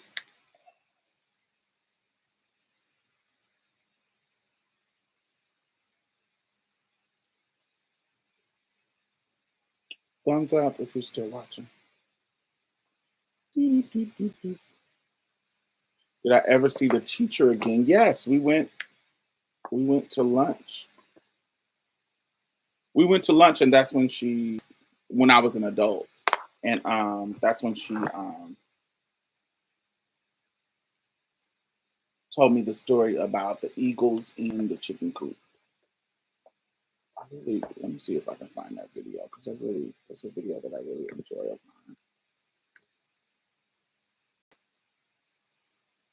mine.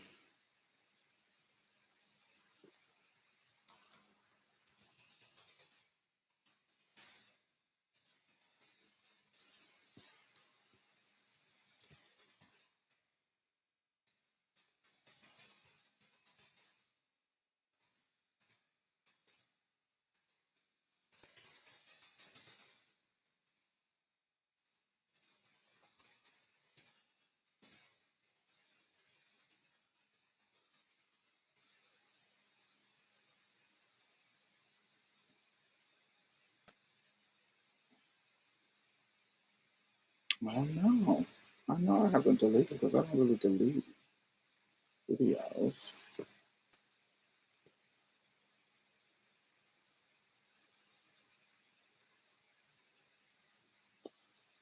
Oh,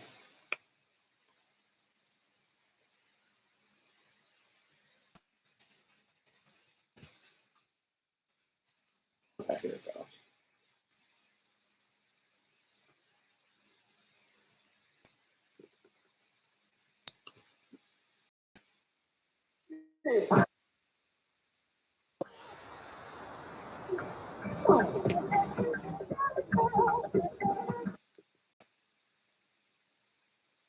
Yes, thank you, Brandon.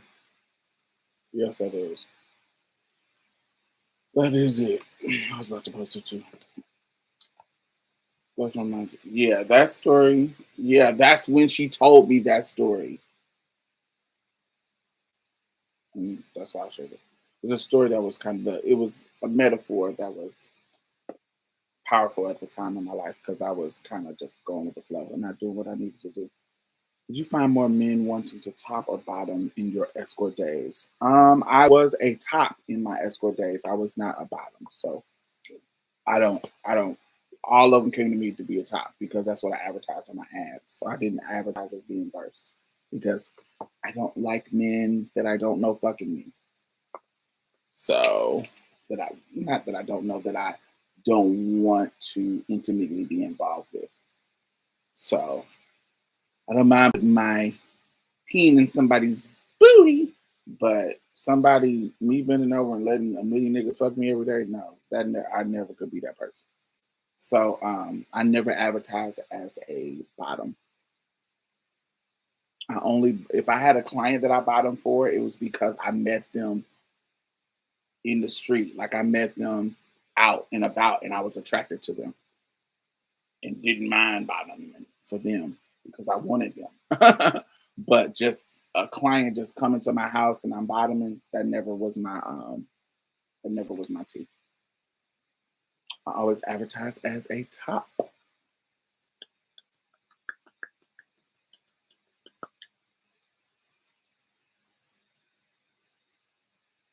Too many emotions attached to cake love. Amen. Yeah, you gotta you digging in my cookies and no, that's not right.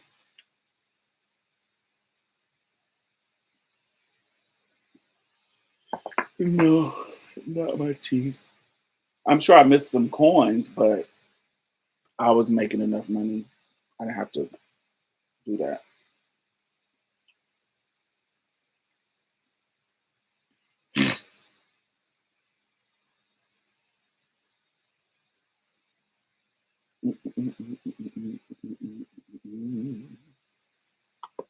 What else? Any more questions?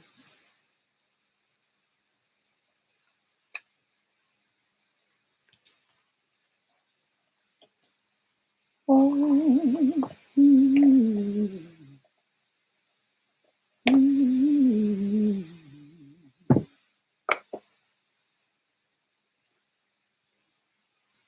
got about. Is it hard to find reliable trade nowadays? No. Trade is like tap water. All you gotta do is get on the apps. You're gonna find your piece of trade.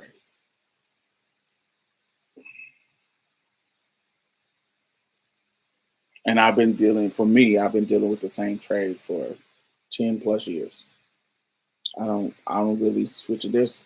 If I mess with somebody new, it is very they gotta be they gotta be something amazing. But most of the people that I deal with now, I've been dealing with them for years. So they're reliable as hell. From clients, from sugar daddy to um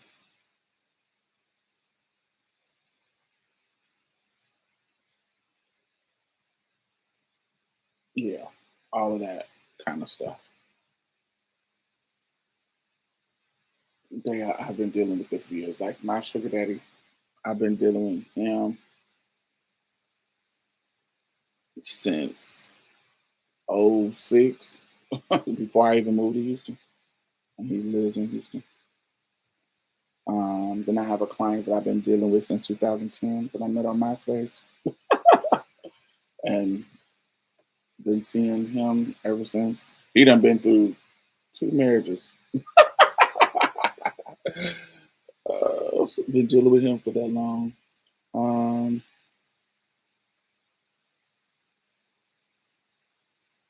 I don't know, but yeah, reliable trade is easy.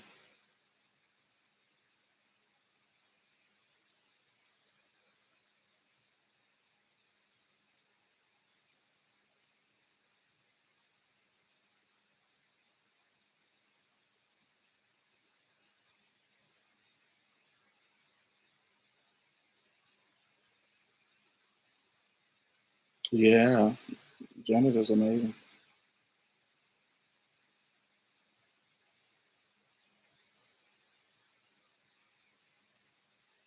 Hmm. What do you have plans for your birthday?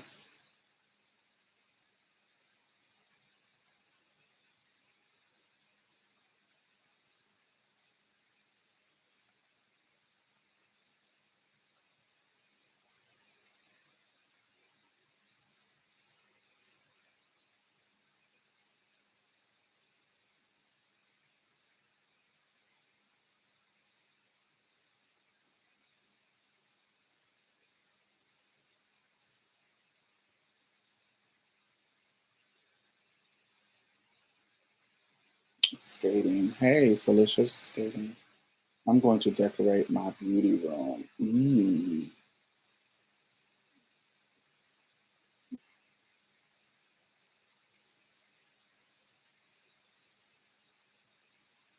I haven't been skating in a minute. Mm. Then trip to New Orleans. I went to New Orleans a couple of weeks ago. I had a good time in the middle of, was it May? I watched Love and Death. They were throwing that pasty white man pussy left and right. Isn't that funny?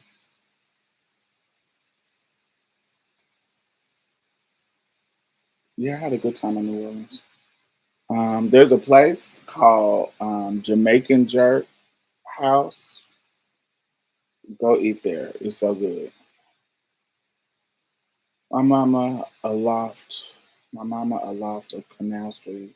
So I'll be a cute future.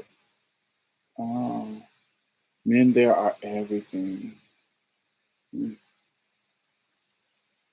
Any updates on the book release? No updates. I'm still in. It's taking longer than what I thought. I thought it was going to be done by February, but like I said, I have ADD, and just focusing on editing is really hard for me. But it's already written, but it's just I'm doing the edits, so it's just really hard for me to focus on it.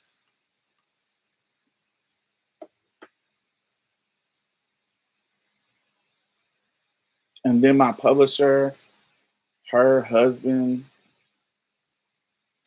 her husband had a bad accident on a cruise, like bad. Like she took her husband on a cruise, and and he had a and he hit the back of his head on something, and it shifted his personality, and so it's almost like it's a new person living with her, and she can't deal with it, and so it has shaken their relationship up. Like it did something to his emotions or something. A really calm dude turned into like a violent dude.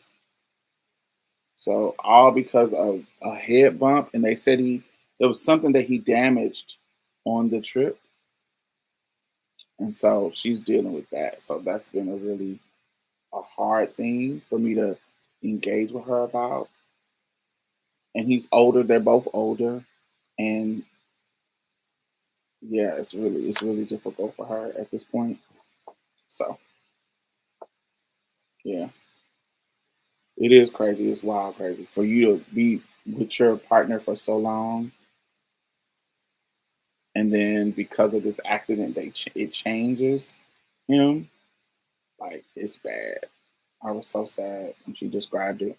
She had to go live with her daughter because he was so off, and had her son come stay with the father.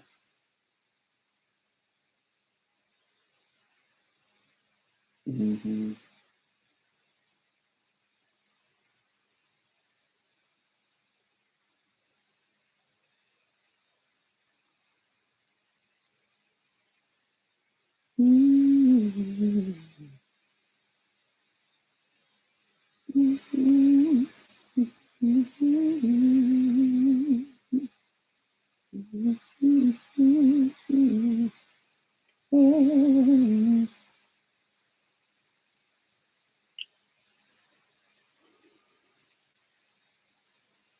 I think it was a slip and fall. Yeah, I think it was a slip and fall.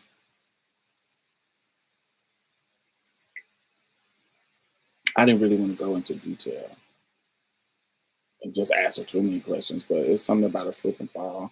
And for the whole trip, he had to be hospitalized and not quarantined, but stuck in his hotel and on the ship. And then when she got him home,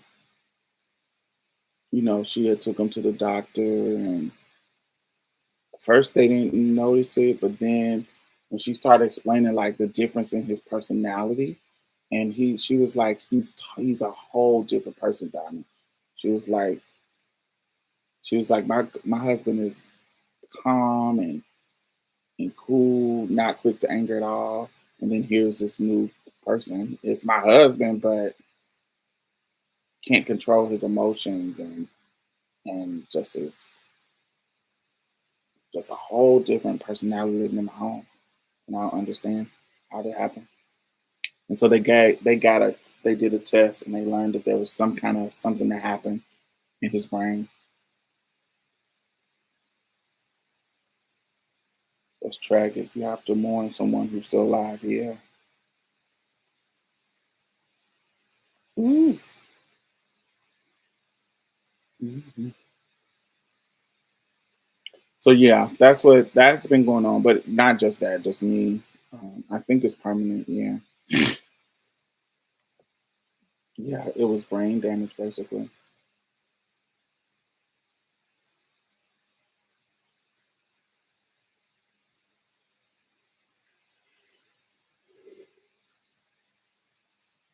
Mm,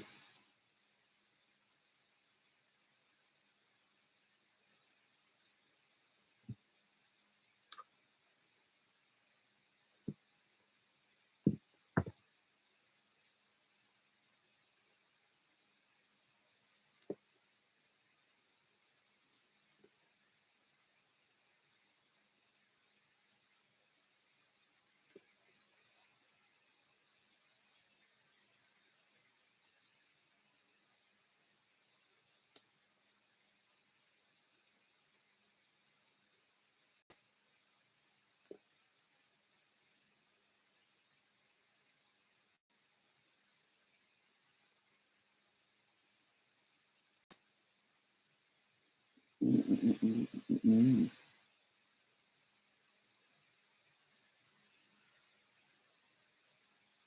That happens so much on cruise. I've seen so many airlifts off of falls. I believe it did. They specifically tell you during embarkment don't run or walk fast. Da, da, da. What do you think about the show Big Brother? If you watch, how do you think you do it? I don't watch Big Brother. I think I know the concept of it, but I don't watch it. So I know I've been trying to get the Ozempic. What's that? I don't know what that is.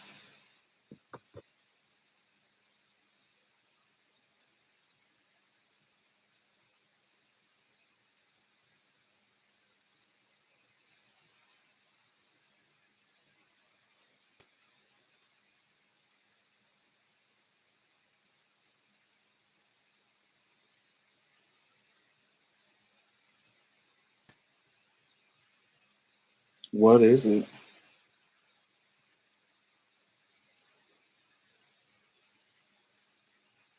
Ozempic is a once weekly injection used for type 2 diabetes. It's not approved for weight loss, but people take it and tend to lose weight. And some people are prescribed off label to help them lose weight. So, what does it do to you?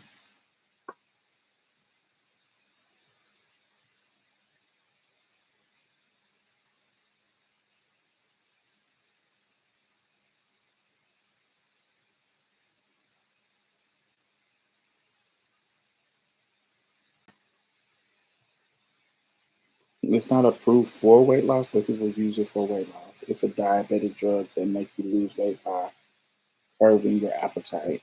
Oh, so what? See, the issue with drugs is what if you get in a point where you ain't got insurance and you can't afford it no more? Then you just go back to being big. What if you can't afford the drug no more?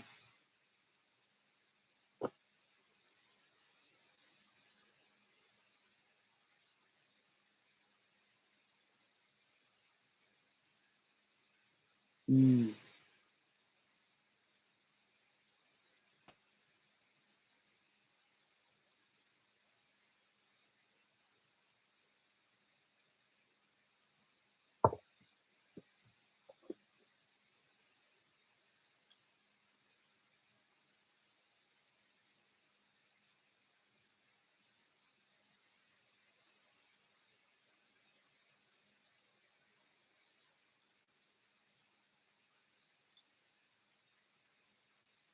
So what happens? What happens when you don't have the drug no more?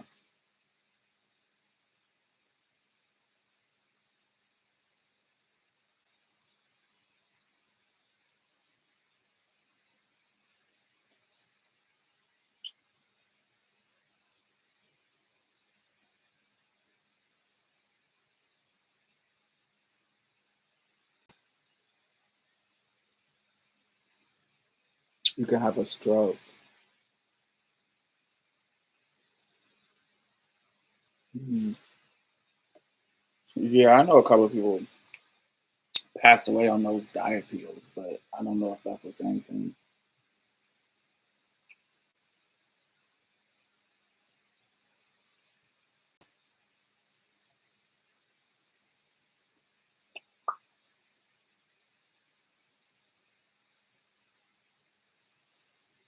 Not on that. I don't know what opposite.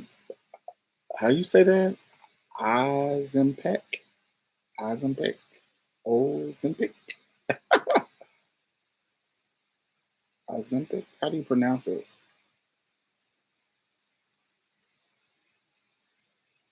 Ozempic, Ozempic, Ozempic.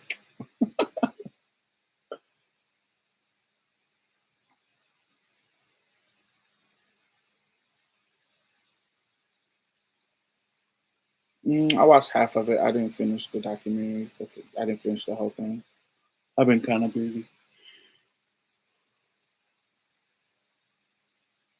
Ozempic, Ozempic.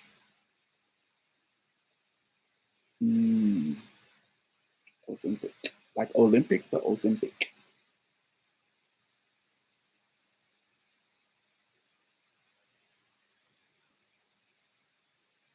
Yeah, I've never heard of it. I would just go. Why don't you just go get a gastric sleeve? That'll curb your appetite. You not only curb it, it'll stop you from eating a lot. And the average you lose is 100 pounds. That's what I would do if I was really serious about weight loss. I would just do that because everybody who I know who get that, they lose weight and they may gain a little bit back, but they don't gain a lot. Do you think you'll have any surgeries in the future? Mm, yeah, I've always wanted to do some type of spruce up surgery just to, you know, you 40, let's spruce up, mommy makeover, like some lipo or something. But it would be all like cosmetic. I wouldn't want any kind of BBL because my ass is already big. But I would like to get some lipo.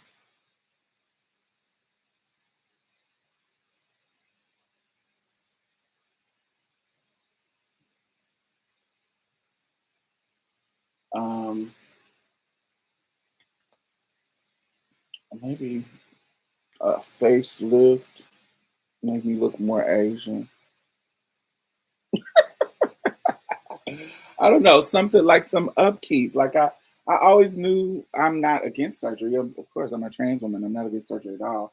But I always knew that, when I got older, I might want to do some like a facelift or a breast lift. But I like my titties. I don't want a scar.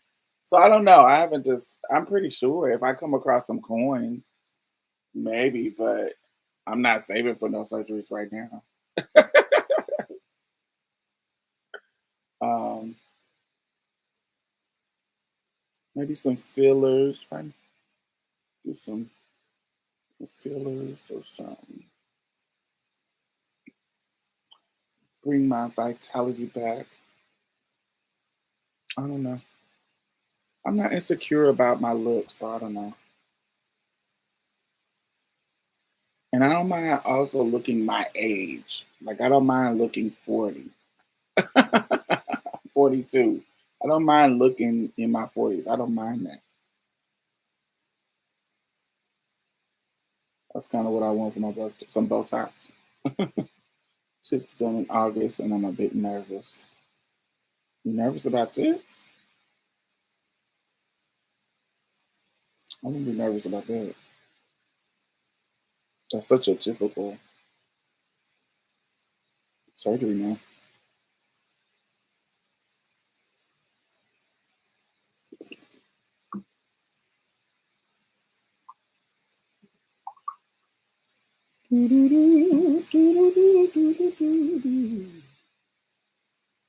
Oh, your nipple sensation. Yeah, you do lose sensation.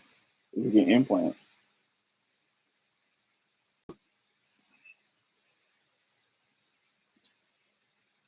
What about under the muscle? I think the under the muscle reduces that, I think. I'm not 100% sure.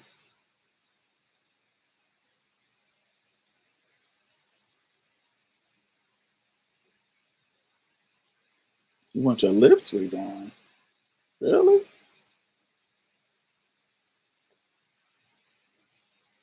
I don't know. I can see me getting a facelift.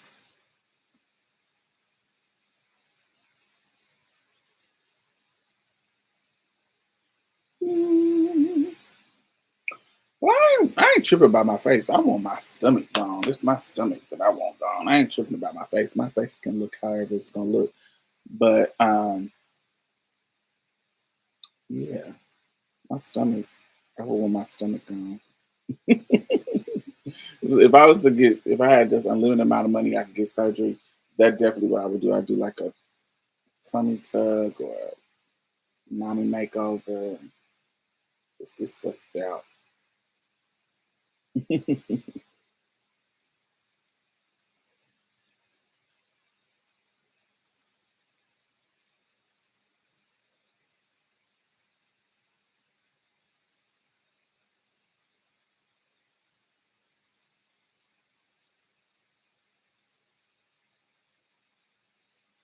I'm finally good with where my weight is.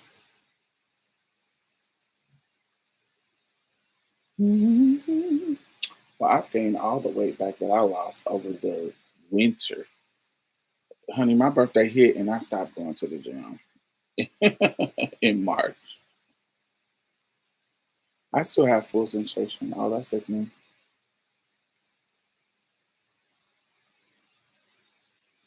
These titties can go.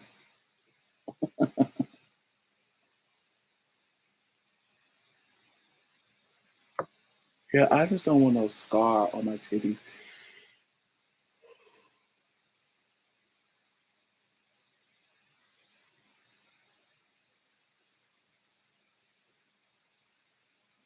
And because I'm really focused on traveling. I ain't even been thinking about Surge. I'm like, child, I want to see places. Who cares about surgery, honey? I got what? If I average my family, I got about 25 years at the most. And how I'm gonna spend these 25 years chasing surgeries like I did the first 40? No, I want to. If I come across some coins, sure, I'll get some things, but I'm trying to see shit.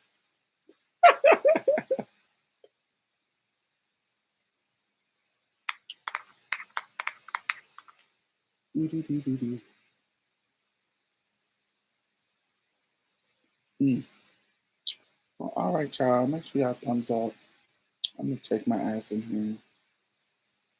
You heard about D Smith and the guy for B5. I did. I did hear about that. Um, yeah.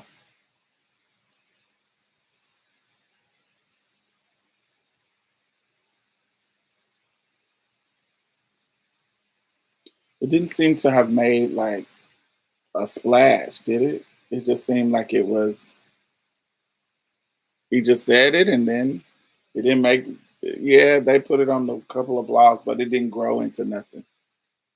I think we're at that stage in trans acceptance. Good night, Gigi. I think we're at that stage in trans acceptance where I think it would only be a gag if it was a popular person. Have you heard they're paying people for their shit? No, I don't follow stuff like that. But yeah,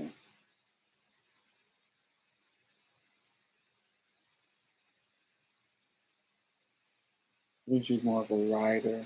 I thought she was a producer.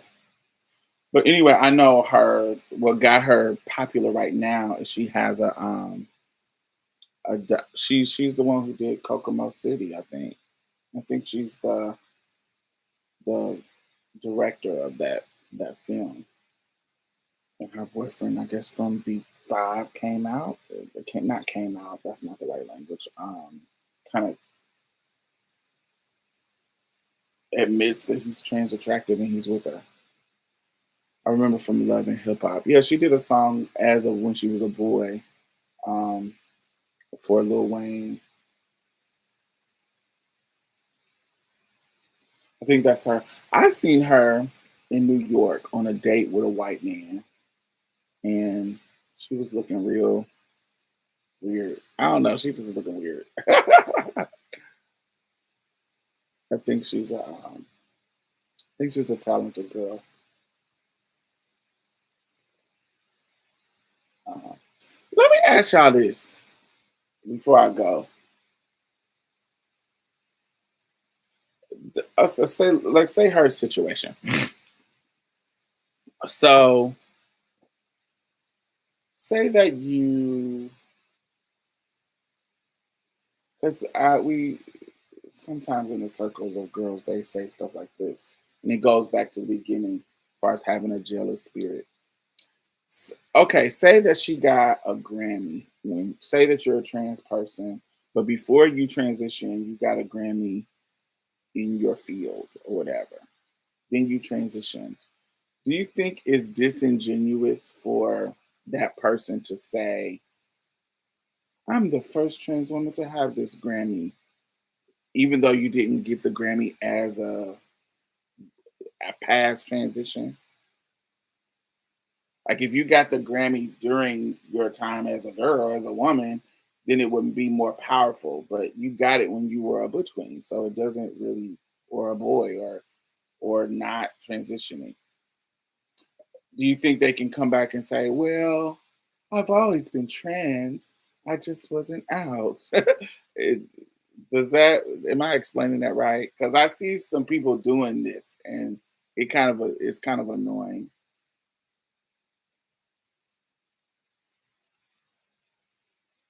Y'all think that's weird? Because in my mind, I'm like, but it doesn't really count as you doing it as a trans person if you weren't trans at the time or people didn't know.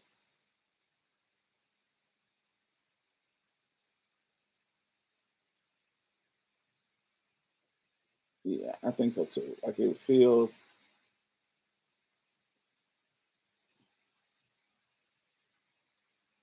yes, you earned it, you deserved it, you did, but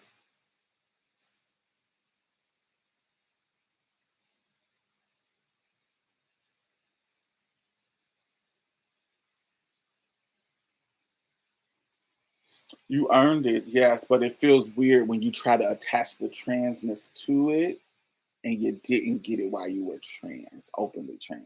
It feels weird. It feels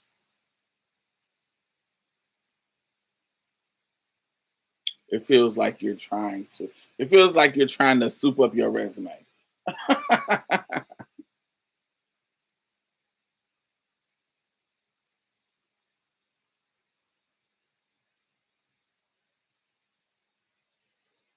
Where are you thinking about traveling to next? I am going to Amsterdam in Switzerland.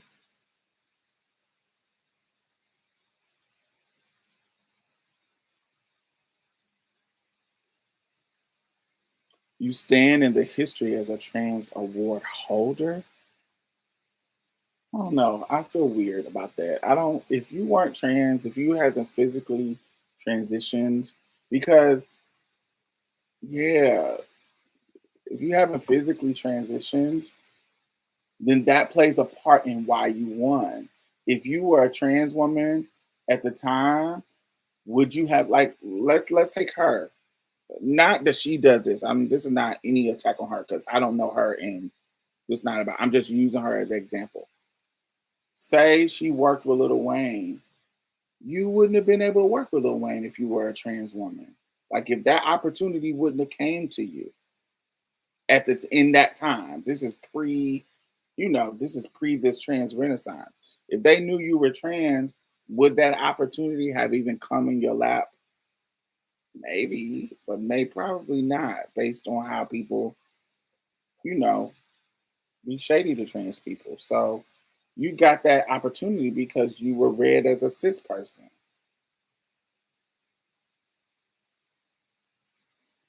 Physical transitioning is the only way to be trans. I disagree with that, but because I feel like there's tons of people who they can't go through surgery and they can't get on hormones, but they live their lives as their affirmed identity.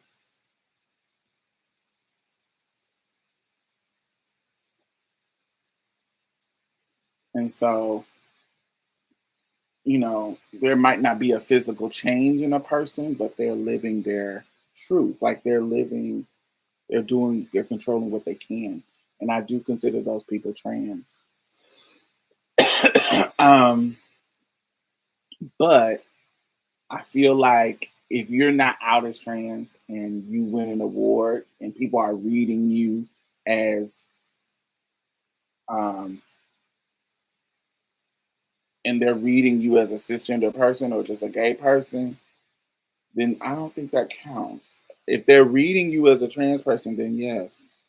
But if they're not, and they don't know you're trans and you're just trans in your mind, excuse me, you're just trans in your mind,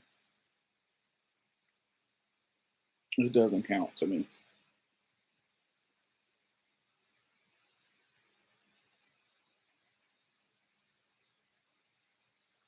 It's like how people spill the tea after their probation period at a new job.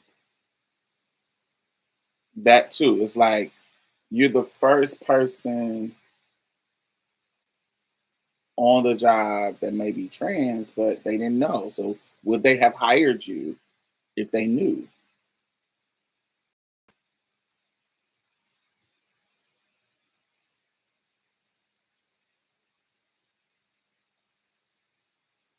Yeah, Simone is definitely that. Yeah, I would not consider Simone not trans. I would consider her trans, even though she hasn't had surgeries and she ain't on hormones. But she's always presenting as a girl. She's been presenting as a girl for years. Ever since I've known her, she's presented as a girl. But there hasn't been any physical transition in regards to like traditional surgery, hormones and stuff like that. It hasn't been that. So yeah, I consider them people trans.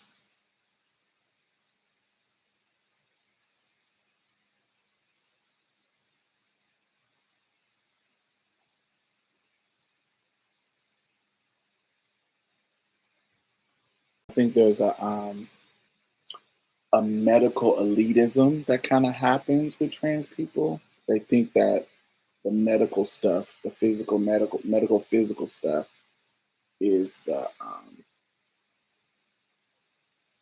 line. Like you gotta have surgeries, but that gets kind of weird. That gets kind of elitist, and you know every surgery isn't accessible to everybody. And I was trans, living as a girl before I had any surgeries. I was trans before I took any hormones. I was trans and knew I was trans. That's why I went to the doctor to get the hormones. Do you see what I'm saying? So all of these things, I was already trans before I even got to the point of making an appointment for a surgery, making an appointment for a hormone. I was already living my truth before all of that. So how can somebody say that I'm not trans if I didn't physically do that stuff? But in my brain, I was still living my truth. Like I was living, as Diamond, and Diamond was there. And so if I got an award during that time, that would make sense. But if I'm tipping around like a nigga because I'm not ready to come out as trans, then you're not winning it. I'm talking about walking around dressed like a man and saying you're trans.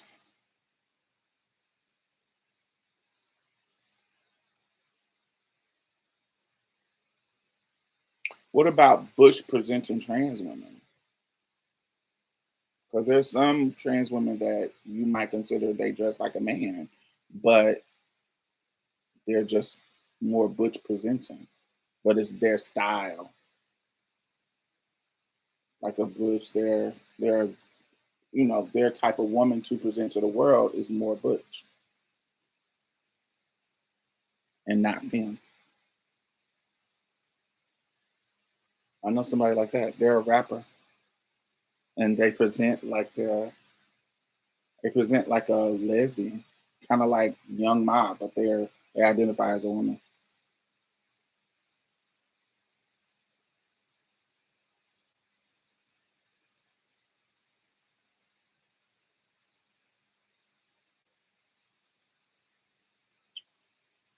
I'm flossing my teeth.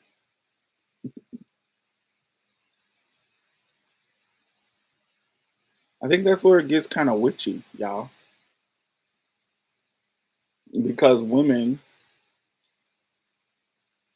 there's tons of ways you can present as a woman. And if a person was cis, being a butch woman would not be a thing. But because it's a trans person, how do we,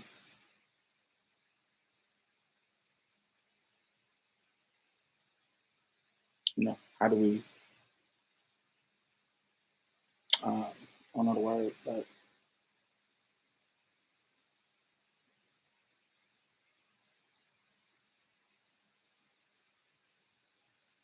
I think it's like a water slide. How do we account for that? Because we're very, very adamant about There's no one way to be a man. There's no one way to be a woman. There's no one way to dress like a woman. There's no one way to dress like a man.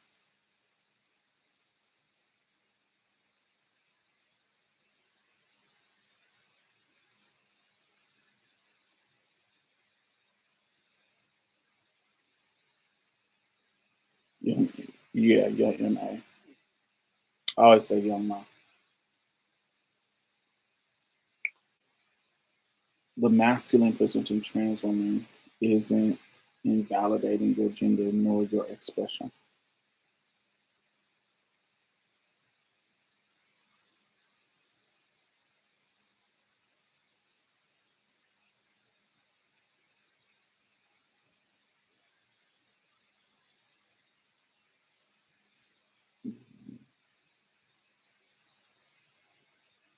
I don't. Yeah, I know a few. It's only two of them that I would say they present butch. The rest of them, they're lesbians, but they present femme. They like other trans women and or cis women.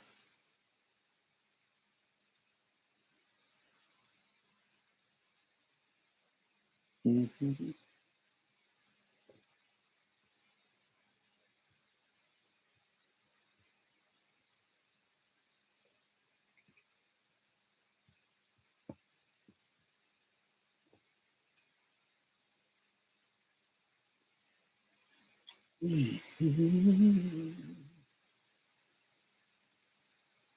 Well, yeah, if that's something that you want.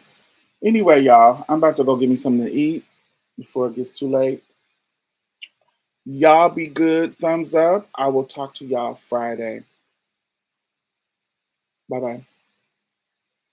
Happy Pride, too.